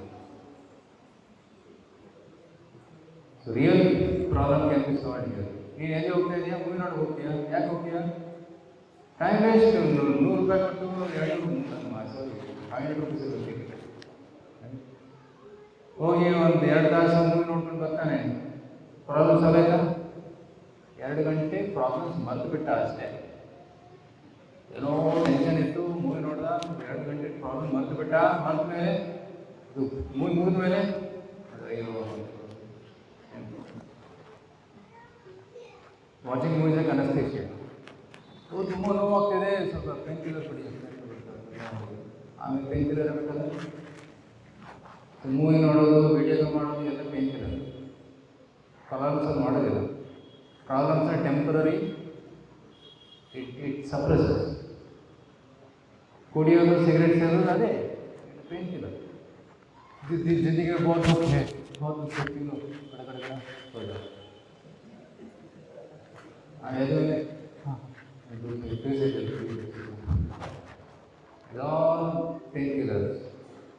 ನಿಜವಾದ there is no solution to this problem. So what is the solution? Read Bhagavad Gita. Krishna tells you how to solve this problem. Death. ಮೃತ್ಯುವಿನ ಹೇಗೆ ಗೆಲ್ಲಬೇಕು ಅನ್ನೋದನ್ನು ಕೃಷ್ಣ ಹೇಳ್ಕೊಡ್ತಾರೆ. ಯಾವ problem solution ಎಲ್ಲೂ ಸಿಗೋದಿಲ್ಲ, ಆ solution Bhagavad Gita ಸಿಗುತ್ತೆ. ರೋಗಗಳಿಗೆ ಪ್ರಾಬ್ಲಮ್ ಇದೆಯಾ? ರೋಗದ ಪ್ರಾಬ್ಲಮ್ ಸೊಲ್ಯೂಷನ್ ಇದೆಯಾ? ನೀವು ಡಾಕ್ಟರ್ ತಾತ್ಕಾಲಿಕ ಸೊಲ್ಯೂಷನ್. ತಲೆನೋವು ಆಗ್ತಾ ಇದೆ, ಹೋಗಿದ್ರು ಪ್ಯಾರಾಸಿಟಮಾಲ್, ಜ್ವರ ಬಂದು ಪ್ಯಾರಾಸಿಟಮಾಲ್, ಹೊಟ್ಟೆ ನೋವು ಆಗ್ತಿದ್ದಕ್ಕೆ ಆ್ಯಂಟಾಸಿಡ್, 1 ತಾಸು 2 ತಾಸು ಮತ್ತೆ ಪ್ರಾಬ್ಲಮ್ ಬರ್ತದೆ.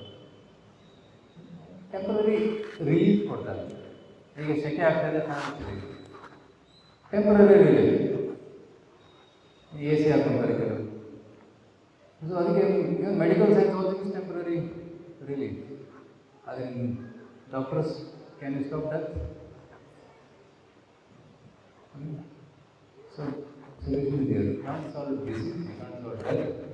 But reading Bhagavad-gita, understanding it, practicing it can solve problem, birth and death, disease, old age. Permanent solution. So try to understand this problem. It's convincing.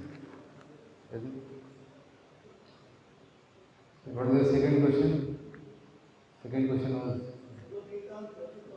what is in it for me? ಏನು ಲಾಭ? That's what we read in Gita Mahatmya. Bhagavad Gita is like a map. Bhagavad Gita is like a medicine. And Bhagavad Gita is a manual. Bhagavad Gita is a map. Map ಅಂದರೆ GPS map. Nagareshwara ಟೆಂಪಲ್ಗೆ ಬರಬೇಕು, ಹೇಗೆ ಬರಬೇಕು, ದಾರಿ ತೋರಿಸುತ್ತೆ. ಗೋಲ್ ಏನಿದೆ, ಹೇಗೆ ಹೋಗಬೇಕು. ಅದೇ ರೀತಿ ಗೋಲ್ ಏನು, ವೈಕುಂಠ, ಅಲ್ಲಿ ಹೋಗಬೇಕು. ಹೇಗೆ ಹೋಗಬೇಕು? Next chapter will come. ಪರಿಮಾರ್ಗಿತವ್ಯಂ ಯಸ್ಮಿನ್ ಗದಾ ನಿವರ್ತಂತಿ ಭೂಯಃ ತಮೇವ ಜಾತ್ಯಂ ಪುರುಷಂ ಪ್ರವೃತ್ತಿ ಯತಃ ಪ್ರವೃತ್ತಿ ಪ್ರಸ್ಥಾನಂ. ಯಾರಿಂದ ಜಗತ್ತು ಸೃಷ್ಟಿಯಾಗಿದೆ ಆ ಭಗವಂತನೇ ಹೋಗಿ ಶರಣಾಗಿ ಆ ಮಾರ್ಗದಲ್ಲಿ ನಡಿ. ನತದ್ಭಾಸೆ ದೋಸ್ತಿಯೋ ಅಂತಹ ಲೋಕ, ಸೂರ್ಯನ ಅವಶ್ಯಕತೆ ಇಲ್ಲ, ಚಂದ್ರನ ಅವಶ್ಯಕತೆ ಇಲ್ಲ, ವಿದ್ಯುತ್ ಶಕ್ತಿ ಅವಶ್ಯಕತೆ ಇಲ್ಲ, ಅಂತಹ ಲೋಕಕ್ಕೆ. It tells us the goal and how to reach the goal. It's like a medicine. Stress ಆಗುತ್ತೆ, ಭಯ ಆಗುತ್ತೆ, ಭಯಕ್ಕೆ any solution? Doctor, somebody says, I'm very fearful, doctor gives some medicine. He may give some placebo, but he cannot give a medicine. Sir ತುಂಬ ಲೋಭ ಆಗ್ತಾ ಇದೆ, ಸ್ವಲ್ಪ medicine ಕೊಡಿ. ಇಲ್ಲ, ಭಗವದ್ಗೀತೆ ಮೆಡಿಸಿನ್. ಲೋಭಕ್ಕೆ, ಕಾಮಕ್ಕೆ ಮೊದಲಿದೆಯಾ? ಇವತ್ತು ನಮ್ಮ ತಿಮ್ಮಾಪುರಿ ಸರ್ಕಲಲ್ಲಿ ನಮ್ಮ ಸೆಂಟ್ರಲ್ಲೇ ಇದೆ.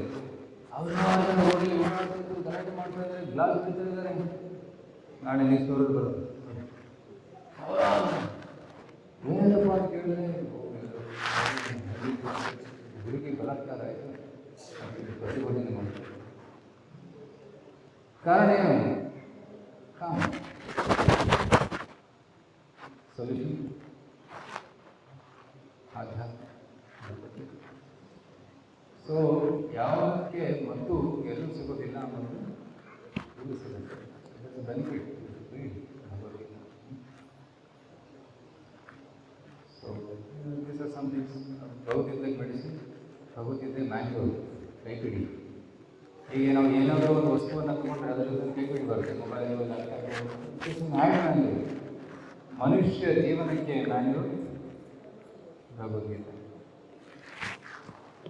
ಮ್ಯಾನ್ಯುವಲ್ ನಾವು ಮೊದಲು ಓದಬೇಕು, ನಂತರ ಉಪಕರಣವನ್ನು ಬಳಸಬೇಕು. ಎಲ್ಲರೂ ಹಾಡೋದು ಚಾನ್ಸಸ್. ಕೆಲವರು ಹೇಳ್ತಾರೆ ಭಗವದ್ಗೀತೆನ 60 ವರ್ಷ ಆದ್ಮೇಲೆ ಓದ್ಬೇಕಪ್ಪ. ನೀನಾಗಿ ಈಗ ಹಾಡು ಮಾಡ್ಕೊತಾ ಇದೆಯಾ, ಟೈಮ್ ವೇಸ್ಟ್ ಮಾಡ್ತಾ ಇದೆಯಾ? ನೀನು ಆಟ ಆಡೋ ಸಮಯ ಇದು, ಆಟ ಆಡೋದು. ವಯಸ್ಸಾದ್ಮೇಲೆ ಓದು. ವಯಸ್ಸಾದ್ಮೇಲೆ ಕಣ್ಣು ಕಾಣಲ್ಲ, ಜ್ಞಾಪಕ ಶಕ್ತಿ ಇರೋದಿದೆಯಾ? ಪ್ರಹ್ಲಾದ್ ಮಹಾರಾಜ್ ಹೇಳ್ತಾರೆ 5 ವರ್ಷದಿಂದ ಗೀತಾ ಧ್ಯಾನ ಸ್ಟಾರ್ಟ್ ಮಾಡಬೇಕು. 5 years ಕಂಪಲ್ಸರಿ ಸ್ಟಾರ್ಟ್ ಮಾಡಬೇಕು, ಇಲ್ಲಾಂದರೆ ಲೇಟ್ ಆಗುತ್ತೆ. ಇದಕ್ಕೆ ಮ್ಯಾನ್ಯುವಲ್. ಸೊ ಜೀವನದ ಕೈಗಳು, ಜೀವನದ ಪ್ರಾರಂಭದಲ್ಲಿ ಇದನ್ನು ಓದೋದು ಸ್ಟಾರ್ಟ್. ಎಂಡಲ್ಲಿ ಓದಿದ್ರೆ ಪಶ್ಚಾತ್ತಾಪ, ಅಯ್ಯೋ ಒಂದು ಪಾಪ ಮಾಡಿದೆ, ನಾನು ಗೊತ್ತಿರಲಿಲ್ಲ, ನಾನು ಆತ್ಮ ಅಂತ ಗೊತ್ತಿರಲಿಲ್ಲ, ದೇಹಕ್ಕಾಗಿ ಎಷ್ಟೊಂದು ಮಾಡಿದೆ, ಈಗ ಗೊತ್ತಾಗ್ತದೆ ನಾನು ಈ ದೇಹ ಅಲ್ಲ, ನಾನು ಮತ್ತೆ ಗೊತ್ತಿದ್ರೆ ಎಷ್ಟು ಚೆನ್ನಾಗಿರ್ತದೆ. ಪಶ್ಚಾತ್ತಾಪ ಎಷ್ಟು ಟೈಮ್ ವೇಸ್ಟ್ ಮಾಡಿದೆ ಅಂತ. So there's so many things we can talk about. Okay. Child should read Gita to how to live life. Students should read to get concentration. A family man should read Gita to know how to live in family. A Kshatriya should read how to fight the battle. And old men should read how to learn how to die. Every walk of life. ಎಲ್ಲರೂ ಓದಬೇಕು. For every benefits. Okay? Youth should read to control the mind. Everybody, for everybody. Hare Krishna.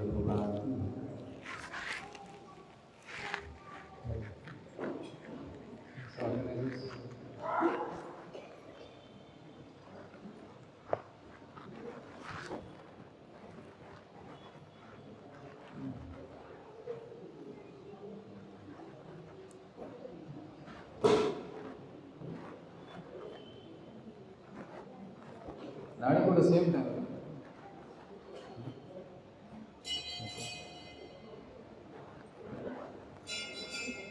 ಗುರುಗಳು ಪಾದಕ್ಕೆ ಮುಂದೆನೇ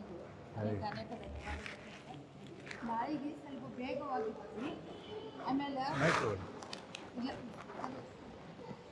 correct ಬರೋದಿಲ್ಲ voice ಅಂತ. ಹೌದಾ? ಸ್ವಲ್ಪ ಬೇಗವಾಗಿ ಬರ್ರಿ.